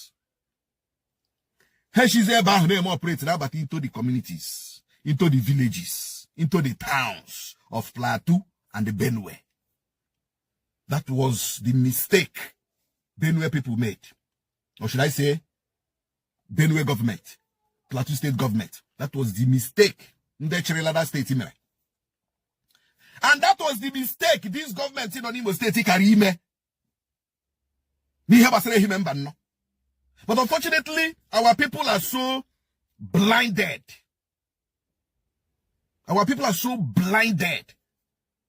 They don't know history. If you don't read history, if you don't know history, I'm a political scientist. I read government. And when government in Nigeria and I know one system of government in Nigeria, invasion of Nigeria by the Uthman Danfodio 1808. We study these people. I studied the Haka and other marauders from the 16th century, 17th century, 18th century invasion. Other things that happened. Asonia Grad School. I majored in it. So when I talk about these people, I am talking with authority. The mistake Benue people were giving them a land to live in. The mistake Benue people were giving them a place to live in. That was the greatest mistake. They thought they were accommodating people. But we are one Nigeria. We are one. You are one Nigeria. You didn't read history of the people you are giving a place in your land. History dumpa. Before you give somebody a place to stay in your community, Read the history. Ask questions.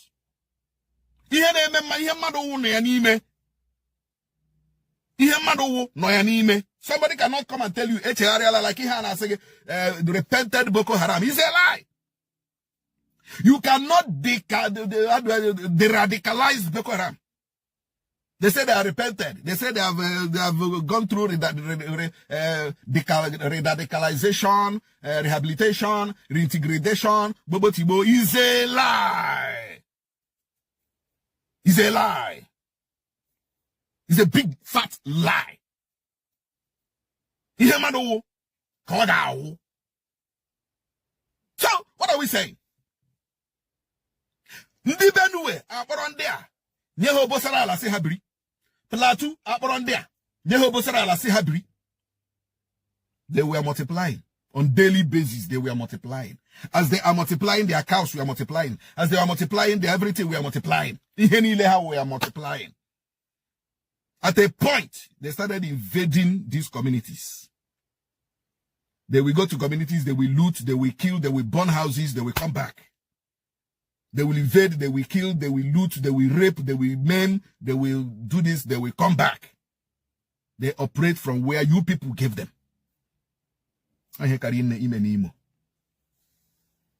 Mana, some people are got here.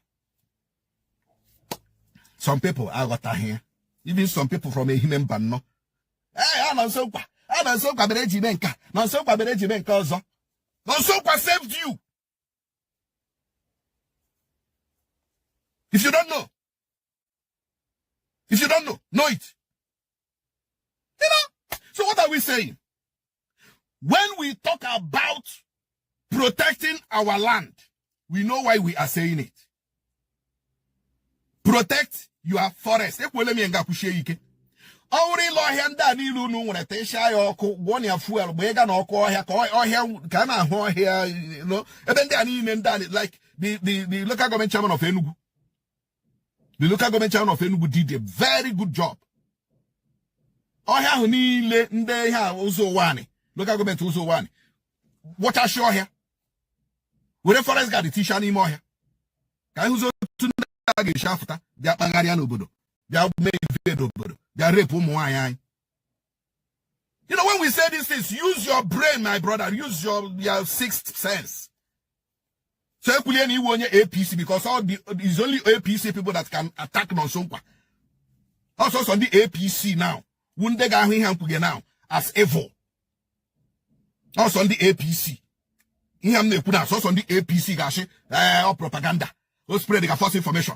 Or make inciting. That is the only language they know. Inciting. Or way horse or hammer. So, but I will continue to give our people information. Who never make a mistake in the Benue? Who never make a mistake in the Plateau? Enugu State. I don't know when Ebudu Nyerende like back they should be a man in Enugu. Government Enugu State. Look into where these people are coming from. Never has what Enugu State and stop it. Imo State. Who never make this mistake? Abia. Who never make a mistake? Ebony. Who never make a mistake? Anambra. Who never make a mistake? Enugu. Who never make a mistake? Unu make mistake Ebony mere, Benue mere, na Plateau mere, also ga agbakwa. But I thank God our people are at alert now. Ezo dị na lọbụla try were nara ego nye ndị ala, nara ego nye ndị ọhịa. Anyị nwetego, anyị fuo ga aji. Onye ọbụla traditional ruler na ala Igbo, were ọhịa nye ndị Fulani herdsmen, were ala nye ndị Fulani herdsmen. Anyị nwetego. Anyị ga-efo ga aji na social media. Anyị ga-atọtọrọ gị fo ga aji na social media. Kwụọ gị isi n'ụlọ ikpe, gị jesara ọnụ gị. Ekwuchakwa m, ịma Chukwu okike abịa mazie ma abịa m zie unu. Otu aka okwu m si ada, ọ na-ada gbowam. Onye ga-anụ, ya nụ. Chukwu ke abịama. Anyway, from Nonzo, now we are going to, I don't know if we still have the time to though, right? Or even if we don't have all the time anymore, okay? So I'm going to share what was reported from Kogi State, right? It was an accident though. And I wanted to leave it for the last. by the way. So which one should I go for first? Because right here, I have it on record. The Nigerian police who are now defending their role in falsifying the statement of a 17-year-old boy that is sent to prison for armed robbery because some thugs from his area, I'm talking about Quadri Yusuf, you know him, right? So the police have come out to now try to spin it, okay? According to them, they are insisting, despite the birth certificate of the young boy presented, by the defense to the court that confirmed that the young man is 17. The police spokesperson, right, was on TV trying to spin it. Very, very horrible human being. Put it that way. Like you arrested, you didn't arrest him. Some thugs, Tinubu said, touts in Egbeda, waylaid a young boy that failed to share the money from his fame. That was the time the young boy stood in front of Peter Obi's convoy, right? And he became famous. People gave him money. That money became his greatest undoing because he remained in the area with his mom and other children. Yeah, other siblings, right? But they were not happy. They were angry. And it's been repeated again and again why the young boy became a target in the hands of these unscrupulous elements that became the police informant. So they told the police that, well, he is one of the armed robbers that operated in the area at a certain time, and they've caught him. So they handed him to them. While he was being interrogated, it became obvious that, number one, he wasn't even around then. He was at work. But now, the police decided to falsify the documents. They falsify a statement in order for them to justify why a young boy should be locked up. Armed robbery. And they introduced him to another 3 notorious criminals. And they said, these are members of your group. That was what the police did. A very criminal thing, you know? But no, this guy is on TV spinning it. He even was talking about police can detain somebody for more than 48 hours. This is not detention thing, right? You use the system to send a young boy to prison for no just reason. That is criminal. You know, that's criminal. It should be criminal, right? Exactly. But this guy is on TV trying to spin it. I don't know if pretty much like oh God, it turns my stomach. I'm sorry I had to make you watch this. You know, global best practices. His lawyer should either be present or it should be done on video. I don't know if that was done in Quadri's case. Again, that's global best standards. And we're saying this so the police can, I'm sure you know these things. Finally, from the records, what crime specifically was Quadri arrested on? Allegations of crime. Was he arrested on? Thank you so much. I think the press release emanating from my office is very explicit about the act and what they have been arrested for. And to go to your matter, you know, when we arrest people, we don't persecute people, we do proper investigation. If you say your age is 18, and at that point in time, it's not a controversy.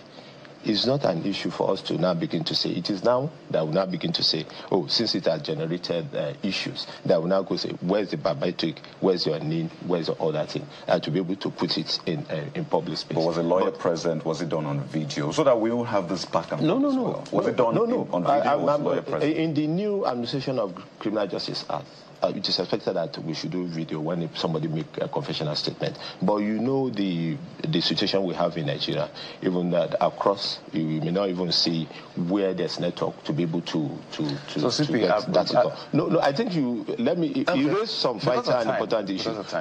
So like I'm saying, those are the expectations, and we are doing our best to ensure that we carry the expectations. They can use their mobile phone. No, but it's you that you're using the mobile phone. Like I spoke to you earlier, we have a 14-year-old girl. No, I'm saying the police can use a mobile phone. No. Let me give you an example. We have a 14-year-old girl now in Panti that stabs a 59-year-old woman who is the grandmother to death. And we have everything recorded there on mobile phone. But because this matter you are talking about now is because before the court has taken out to court. So I have limitation to what I can tell you as per what you are saying, so that it doesn't become a contempt of court. But that is the procedure and we are following it. There's no contempt of court. If you did not record the boy or the lawyer was not there, they were not there. At that point, police dropped the ball. No, the lawyer... It's a phone. No. It's a phone. The lawyer can be there. Are you getting me? And he was not there. Listen, there was no lawyer, there was no this lawyer came up later. But as at the time you are arrested, if you are cautioned that you are not under obligation to say anything, but anything you say will be taken down in writing, I'll be giving evidence against you. I mean, that's against what the law says, CP. So what exactly happened? No, thank you so much. You've loaded your questions about 3 or 4. So let me start from the last one. We have responsibility to investigate every matter of crime. And we equally have responsibility to ensure that we follow the lead and procedure in our investigation, to ensure that even if you are accused of a crime, or where there are even clear evidence prima facie case, that you don't stay beyond what the Constitution says, the enabling law say you should stay in the police custody. What he's saying, like I said, is a subject of drawing attention to it. This is what I've observed. But when you bring it in the media issues, engage in media trial, and you've not brought it to attention, we will not know. But I'm not saying that is detained beyond reasonable time. The law permits us to detain between 24 to 48 hours, depending on the closeness of the court of competent jurisdiction to where such a person is detained. So it is expected that investigation is supposed to have started before even you apprehend the offender. So the issue of detention beyond reasonable doubt is not the issue. Is an issue. But let's establish that detaining for a week is wrong. It's wrong, but in this case, we have to investigate what has actually transpired. Is there because I check, I think it's better for you to allow me to. No, absolutely. I checked the record. I've not seen where in the record of lockup register that I checked yesterday it was brought in or a day before it was taken to court. That's what the register says. So, but if the lawyer has a contrary opinion from the ESA that you have been hearing from people that this boy has been in detention beyond reasonable time, you should make it equally available to me. Then I will investigate. No, this is from the boy himself. No, I get what I'm trying. I get what I'm trying to say. That is from the media. They should put it into paper and bring it before. No, that's from the boy who I get what I'm saying it on the media. Oh, you're saying that the boy said it on, okay, but I just want to establish it's from the boy. Yes, he has a lawyer who I believe is very competent. He should equally put it to paper. But let's establish and we investigate it. But the police have no right to detain you between more than 24 to 48 hours. Fantastic. For which offense? Because investigation is supposed to have commenced before then. So, but when we get deep into the investigation, we make the outcome of our investigation known. And I like that. But I also investigate. And in addition, yes. Yeah. In addition, I've set up a team of a committee to investigate the matter with Deputy Commissioner of Police in charge of criminal investigation, which is clearly out of the whole, is part of it. The Deputy Commissioner of Police Operation and Admin are there, and 3 other Assistant Deputy Commissioner of Police to look holistically what are the infraction and what the police have done in the process that may constitute a wrongdoing. Because if we don't establish that, that's the question you are going to, we won't be able to take any action. And that is why it is important for the lawyer to know that once you have any complaint of inaction or wrongdoing, or action that you feel violates people's rights, you bring it to the attention of the police. Because if you don't bring it to the attention to the police, you are just saying it all around. But that does not mean we shouldn't pay attention to what comes out of the media, because the media is our mirror. Whatever comes out of the Nuisance, Lele. Nigeria is impossible, right? The guy is making up stories, but don't worry, I've got time. So he said they interviewed the boy, okay?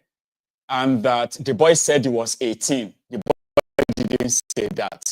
Repeatedly, they've told him he didn't say that. But before they can make him appear in front of a judge, he must be 18. So police had to actually write it down that he said he is 18.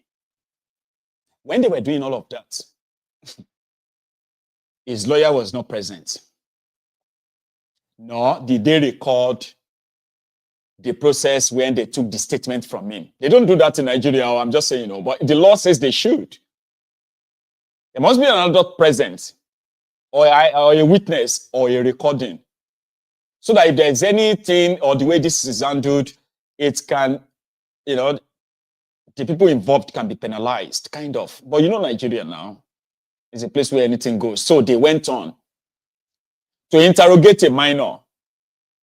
Yeah, they did. That's what the law says. They interrogated a minor without any of his parents there or lawyers. Then they charged him to court, where the judge actually remanded him for months. They're not taking him to any court anymore. It was just go and remind him. Go and remind him. A judge believing that he is sending an 18-year-old armed robber to prison. And that was it. So when they said about the recordings, he said, Nigeria, that we don't have electricity here, so we just had to. That was his excuse why they didn't record the conversation or the interrogation or whatever it is. That boy said he was packing people's cases. He was packing people's shit in Kirikiri. I'm happy for him now that he's getting another chance from the people. So far, so good. In 4 days, people have raised over 20 million naira to support him, relocating him from that evil area. The area with these evil-minded people, including the Bale of the area, demanding for a cow and jollof rice. It's not funny. That's what he demanded for. You buy a cow, you cook jollof rice, you serve it to the people, and they can leave your son alone. That was what the village head told the mother before the internet came to their rescue again. But the police that will rope you, ignore the law, and then do whatever they like. And whatever they did is expected to be the law. They always lose their cases when they get to court. People have told me that when the police holds you, tell them to charge you to court. So last, they will lose. They are not made for any court case wherever. Nigeria police know they win for court. They know they win. Because in their warped mind, they will put together a baseless phantom case just to get somebody locked up, either by request or by punishment, for punishment rather, because they believe that they have the power to send you to jail. All they have to do is just to put some paper document together and say you are this, put it in front of a criminal judge like them, no investigation, and then boom. And they can do all of this without you even seeing a lawyer. I'm serious. They did it to a little boy. And that is why that guy is on TV. He's trying to spin it. Oh, he said the police set up a committee. He said he set up a committee to look holistically. God damn it. Holistically into any infraction. You see any complaint that people have made and all of that stuff. You know what? I have set up a committee. Police, they set up committee to look. Jesus Christ, that's when you're going to know that he's lying. You get what I mean? That's how you get to know that he's lying. Except if you are not from Nigeria, you may possibly never understand that he's lying. There is no committee anywhere looking into anything. He's making all those shit up in his head. And he's saying straight the old nonsense to the crowd or to the viewers. Because he knows that nobody's going to call him back in another few days and say, oh, how far with that committee investigating the infraction complained about by this young man? Nobody's going to ask. Another thing would have happened then. Another victim that probably would push them to start acting, to spin a lie and all that would have happened. And everybody would have moved on. And the people responsible for that infraction, they will go on and do it again. It is their job, they will tell you. It is. Nigeria.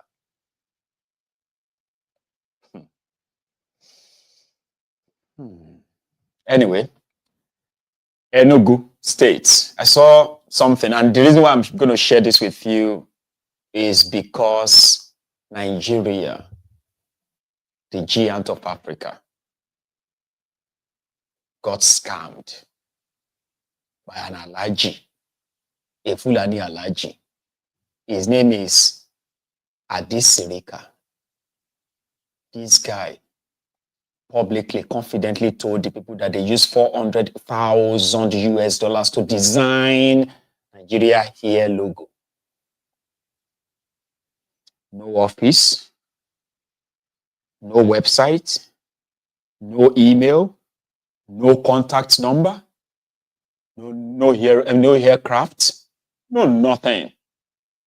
Then they carried the entire Buhari Diot clan, the Sai barbarians, as well as the one Nigeria nasty, the ones who will tell you that let us be positive. I understand that we have leadership problem, but we need to be praying for our country. Anti-fake Nigeria here. See, don't say that. Don't say that. Let us be positive. You see, I love my country, and I pray for my auntie okay. And if fake me na fraud.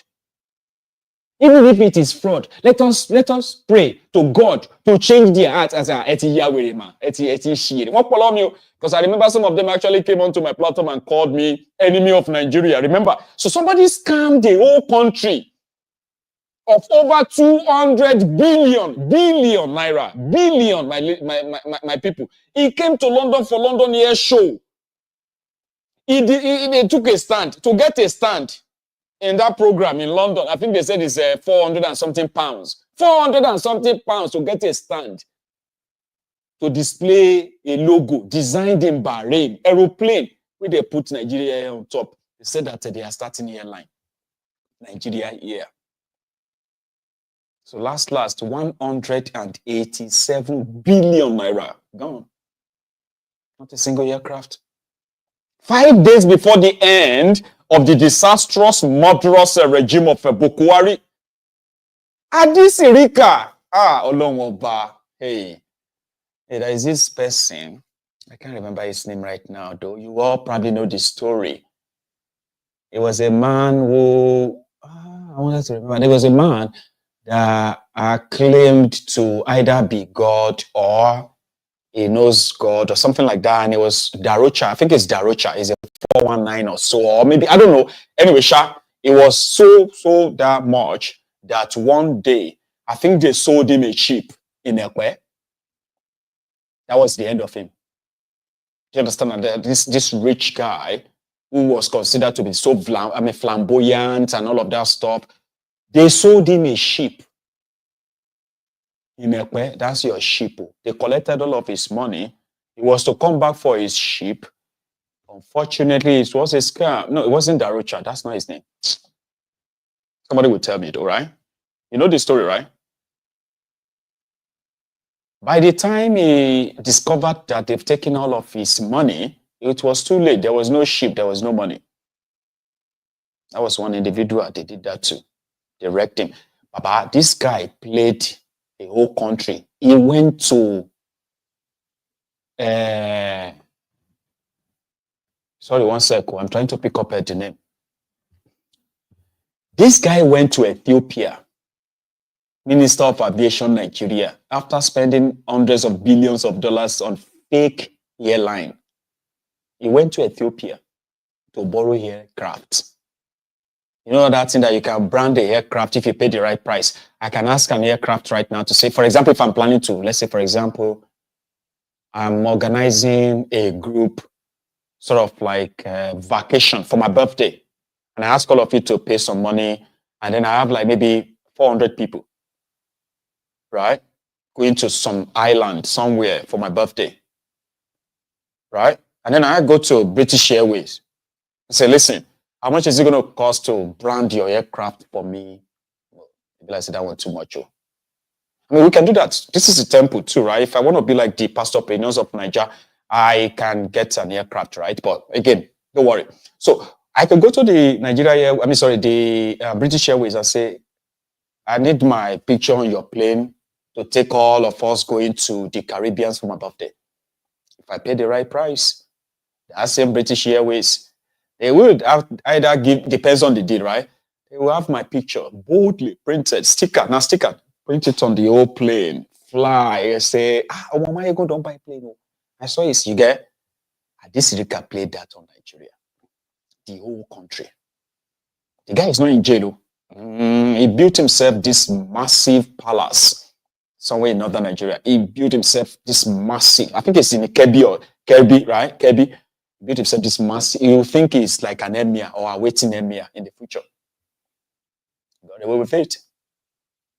So when I saw an Enugu, I've seen the Akwa Ibom, a state in Nigeria where they started their own airline. Listen, some of you probably will call it a white elephant project, or somehow it is just the toy, right? But for the state governor, but they did. So this is how kind of like, I believe, how easy if you have your money to indeed get the aircraft for this kind of a business. So why was Nigeria so kind of so stripped, defrauded by somebody that couldn't even like get you one single aircraft for your airline in my house, right? So I saw this in Enugu. I was like, okay, maybe Umba, it's rather for Umba to buy himself a private jet. Maybe they decided to just start Enugu here. And it's going to be in their own Enugu airport. It's, I think, is that what it's called? Akano? No. Is it Samokwara Airport? I've been Akano, no matter. Yeah. I saw this earlier today, and I'm like, I just remember Adisirika for some reason. Oh, for that reason I stated.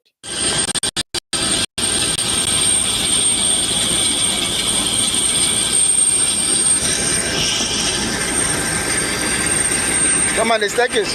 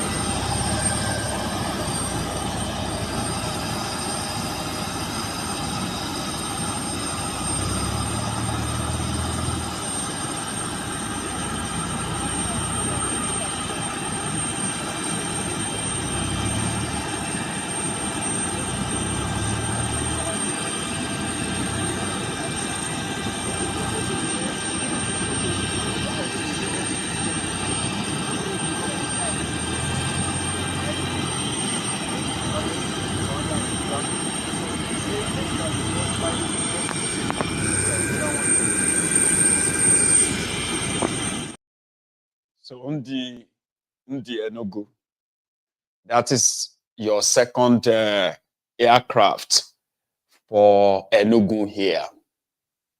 At least you can see it physically. So if anybody's going to steal the money and all that, if anybody's going to make money from saying they want to give you Enugu here, now you have original aircraft too. This one is not like the sticker one from Adisirika, just so you know. So the name of the person I wanted to remember, his name was Jabaru. Now I remember. Abdul Jabbar. Oh, fantastic. Olowo is here to help me. I just remember, I said, no, it's not Darocha. Darocha was considered as very, very rich man. Okay. That's why they use the word Darocha. For anybody who suddenly starts showing any form of opulence or wealth, they say, no, be Darocha. You know, like you're just spending money like it's nothing. You must have so much money, kind of. It was Jabaru. They said Jabaru himself was a fraudster who scammed people by kind of like putting up this kind of personality that makes himself, you know, the kind of people that will say, I am a very rich man, I'm richer than this. And, you know, if you are rich, you won't really say you are richer than this or that. So it was that loud. So they can't play him that number. They want to sell him. He wanted to buy a ship that year. So they decided to find him a ship. It was like he bought a ship that then took away all of his money. Because immediately after that ship investment, Now, so everything about Jabaru took a very, very drastic kind of turn. Long story short, well, I had to use that when I remember I was trying to make, when I was making the analogy of buying a ship or buying a plane. That is not real. So Nigeria bought fake plane that cost Nigeria 187 billion naira. And the only thing that Nigerians have as memories now are the videos of a fake plane, tarmac or taxiing on Nigerian, at the Abuja International Airport, where journalists, Nigerian journalists, ministers, different members of government actually went to that same Abuja to take pictures with fake Nigeria here. So by the time the whole process was done, they just moved the aircraft back to Ethiopia. And within 3-4 hours after the plane, you can track all these things, right? About 3-4 hours after the plane landed in Addis Ababa, they took it to plane wash, to go and clean it and clean the nonsense because the job was done, the money was paid, and everything is done. Now the plane needs to go back to business. And the business of a plane is to fly. About Nigeria here, don't turn to Ethiopia here online. You don't fly to Shanghai. Shanghai, wow, that's impossible. No be Nigeria plane be that. Say, Nigeria plane call Gadus ni. Oh, she boss me come up. No be Gadus be this. No be Gadus, like a food that they actually made the whole country. The guy is walking about right now. He's not in jail. Nigeria is a place they will tell you that if you want to steal money, you need to steal enough that when your lawyer asks you how much have you stolen, when you say it to him, you would actually first have to loosen the top button of his suit and and shirt, because he needs to know that no matter how much you want enter that money, it will always excessively remain. So they know that. So if you want to steal money in Nigeria, don't go they steal 100 million naira or you dey craze. You have to steal from 100 billion upward. That's the kind of money you will loot. The people you stole it from, they will be proud of you. Yeah. Because number one, Nigeria is a place where nobody wants to believe you that you are not a criminal. They will say, "No mind now, you're a criminal. All of us be criminal." You get that now? So it's kind of a tough one. So therefore, they expect you to steal. So that when they hear how much you steal, they say, Olori Buku ni man you. No, it doesn't mean that they hate you. See, Nigerians, many Nigerians don't hate corruption, oppression, all these bad behaviors. Many of them don't hate it. The only reason why you see some of them so loud against it, again, it's not because they hate it. They just hate the fact that they are not the ones doing it or benefiting from it. And that is why you can easily see people switch and changes like weather. Typical Nigerians, they don't really hate what you see them condemn. Deep down, they just don't like the fact that they are not the ones doing it or benefiting from it. Yeah?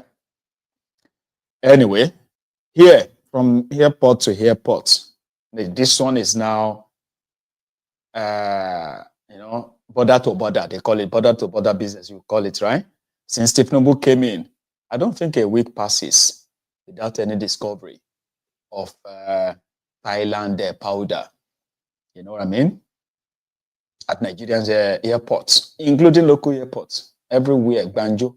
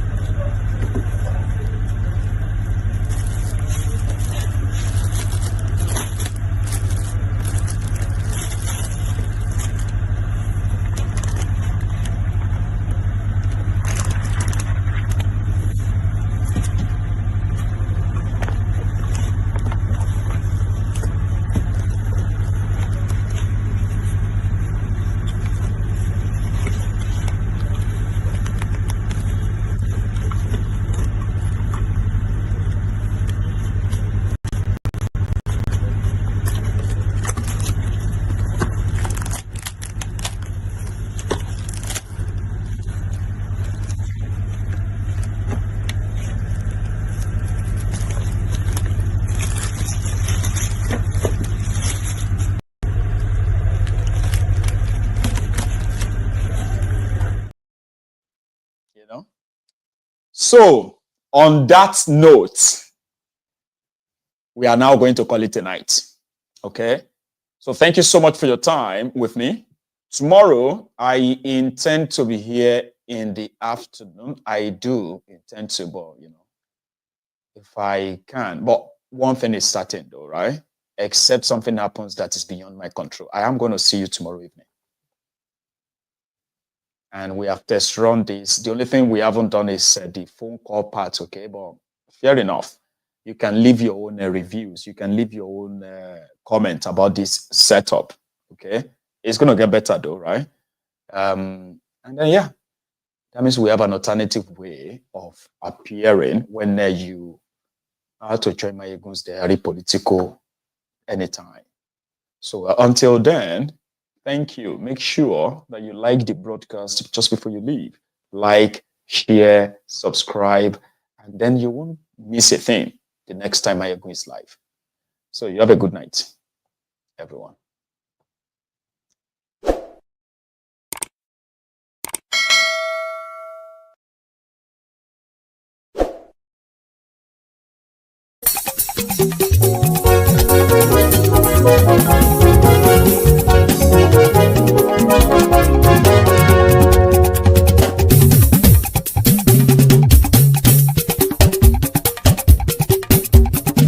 Mayegun làwa mọ̀ làmọ̀ tó dòdòdò.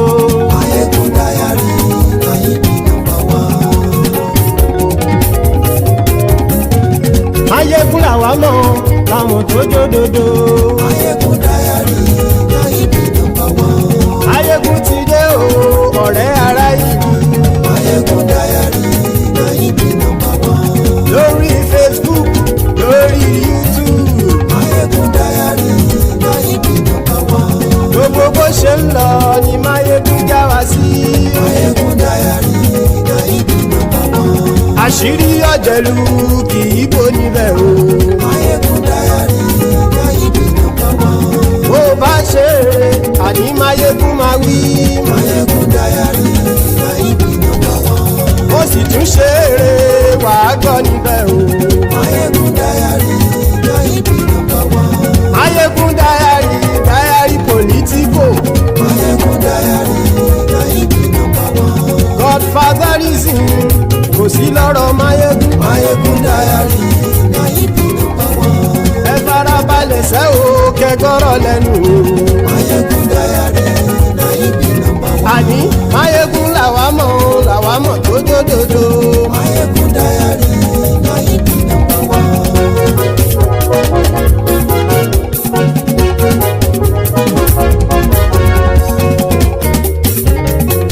Àní ẹ̀sùn ràkì.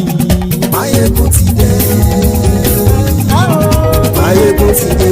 Ọ̀jẹ̀lú ẹ̀sùn ràkì. Mayegun ti dé. Àní ẹ̀sùn ràkì. Mayegun ti dé. Lórí Facebook. Mayegun ti dé. Àní ẹ̀sùn ràkì. Mayegun ti dé. Lórí YouTube. Mayegun ti dé. Àní ẹ̀sùn ràkì. Mayegun ti dé. Bọ́ bàbá gbé wúrẹ́. Mayegun máa wí. Àní ẹ̀sùn ràkì. Mayegun ti dé. Ijó ìgbádìyẹ. Mayegun máa wí. Àní ẹ̀sùn ràkì. Mayegun ti dé. Pẹ̀sìdó bá rúfin o. Mayegun máa wí. Àní ẹ̀sùn ràkì. Mayegun ti dé. Kí gómìnà kówó jẹ. Mayegun máa wí. Àní ẹ̀sùn ràkì. Mayegun ti dé. Ọlọ́pàá ti ń darí bá. Mayegun máa wí. Àní ẹ̀sùn ràkì. Mayegun ti dé. Aṣòfin tí ń rúfin o. Mayegun máa wí. Àní ẹ̀sùn ràkì. Mayegun ti dé. Òpùrọ́ olóṣèlú. Mayegun máa wí. Àní ẹ̀sùn ràkì. Mayegun ti dé. Ọ̀jẹ̀lú ẹ̀sùn ràkì. Mayegun ti dé. Àní ẹ̀sùn ràkì. Mayegun ti dé.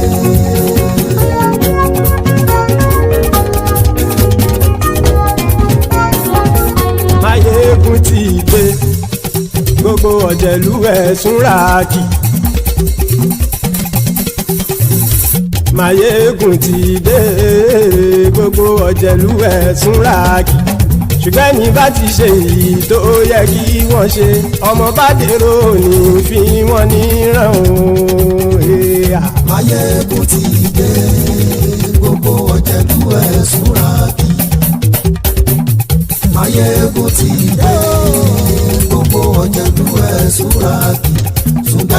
ti ṣe yìí tó yẹ kí wọ́n ṣe ọmọ bá dẹ́rọ̀ ò ní fi wọ́n níran. wọ́n fowó bẹ́ẹ̀ o Máyégún ó sọ pé wọ́n ò fẹ́ bẹ́ẹ̀. wọ́n fowó bẹ́ẹ̀ Máyégún ó sọ pé wọ́n ò fẹ́ bẹ́ẹ̀. oníkanṣá ti ṣe yìí tó yẹ kí wọ́n ṣe fáwọn ará ìlú tó gbé wọn débẹ̀ o àyè. Máyégún ti dé gbogbo ọ̀jẹ̀lú ẹ̀ súnra kì. Máyégún ti dé gbogbo ọ̀jẹ̀lú ẹ̀ súnra kì. ṣùgbọ́n ní bá ti ṣe yìí tó yẹ kí wọ́n ṣe ọmọ bá dẹ́rọ̀ ò ní fi wọ́n níran. kì máa yí ṣe eré ọ̀rọ̀ yìí kì í ṣe ẹ̀fẹ̀. kì máa yí ṣe eré ọ̀rọ̀ yìí kì í ṣe ẹ̀fẹ̀. ẹni bá ti lè lẹ́bọ̀ lẹ́rù o ọmọ bá dèrò kàṣàyè tú wọn síta. Máyégún ti dé gbogbo ọ̀jẹ̀lú ẹ̀ súnra kì. Máyégún ti dé gbogbo ọ̀jẹ̀lú ẹ̀ súnra kì. ṣùgbọ́n ní bá ti ṣe yìí tó yẹ kí wọ́n ṣe ọmọ bá dẹ́rọ̀ ò ní fi wọ́n níran. tẹnitẹni ọmọ Máyégún ọ̀rẹ́ ara ìlú mọ̀mọ́ ni mo fọlọ́run ṣọ́ ẹ̀ bá kìlẹ́bù. lóòótọ́ olódodo ìlú ọ̀tá ìlú mọ̀mọ́ ni ìwọ ṣá máa ń ṣọ́ra kò sì mọ́ bẹ̀rù. bọ́tà ń lè rí bóníṣègùn lé káwọn mọ̀mọ́ fi ṣera wọn ni ó ti dẹrùn tí wọn ò gbọ́dọ̀ sè mọ́bẹ̀. èèpo ọ̀bọ lọmọ bá dérò tàjẹ́ ò gbọ́dọ̀ jẹ́ ó ti jọba lórí àbínú ẹni kò sì mọ́ bùyà. àìsíwọ́lu ní ẹnìkẹ́ ìgbódì ẹyin lábàrá o ó kó ẹni tó bá dán wò á kàmù. Máyégún ti dé gbogbo ọ̀jẹ̀lú ẹ̀ túnra kì. Máyégún ti dé gbogbo ọ̀jẹ̀lú ẹ̀ túnra kì o. ẹni bá ti ṣe yìí tó yẹ kí wọ́n ṣe ọmọ bá dèrò òní fi wọ́n níran o. Máyégún ti dé gbogbo ọ̀jẹ̀lú ẹ̀ súnra kì. Máyégún ti dé gbogbo ọ̀jẹ̀lú ẹ̀ súnra kì. ṣùgbọ́n ní bá ti ṣe yìí tó yẹ kí wọ́n ṣe ọmọ bá dẹ́rọ̀ ò ní fi wọ́n níran.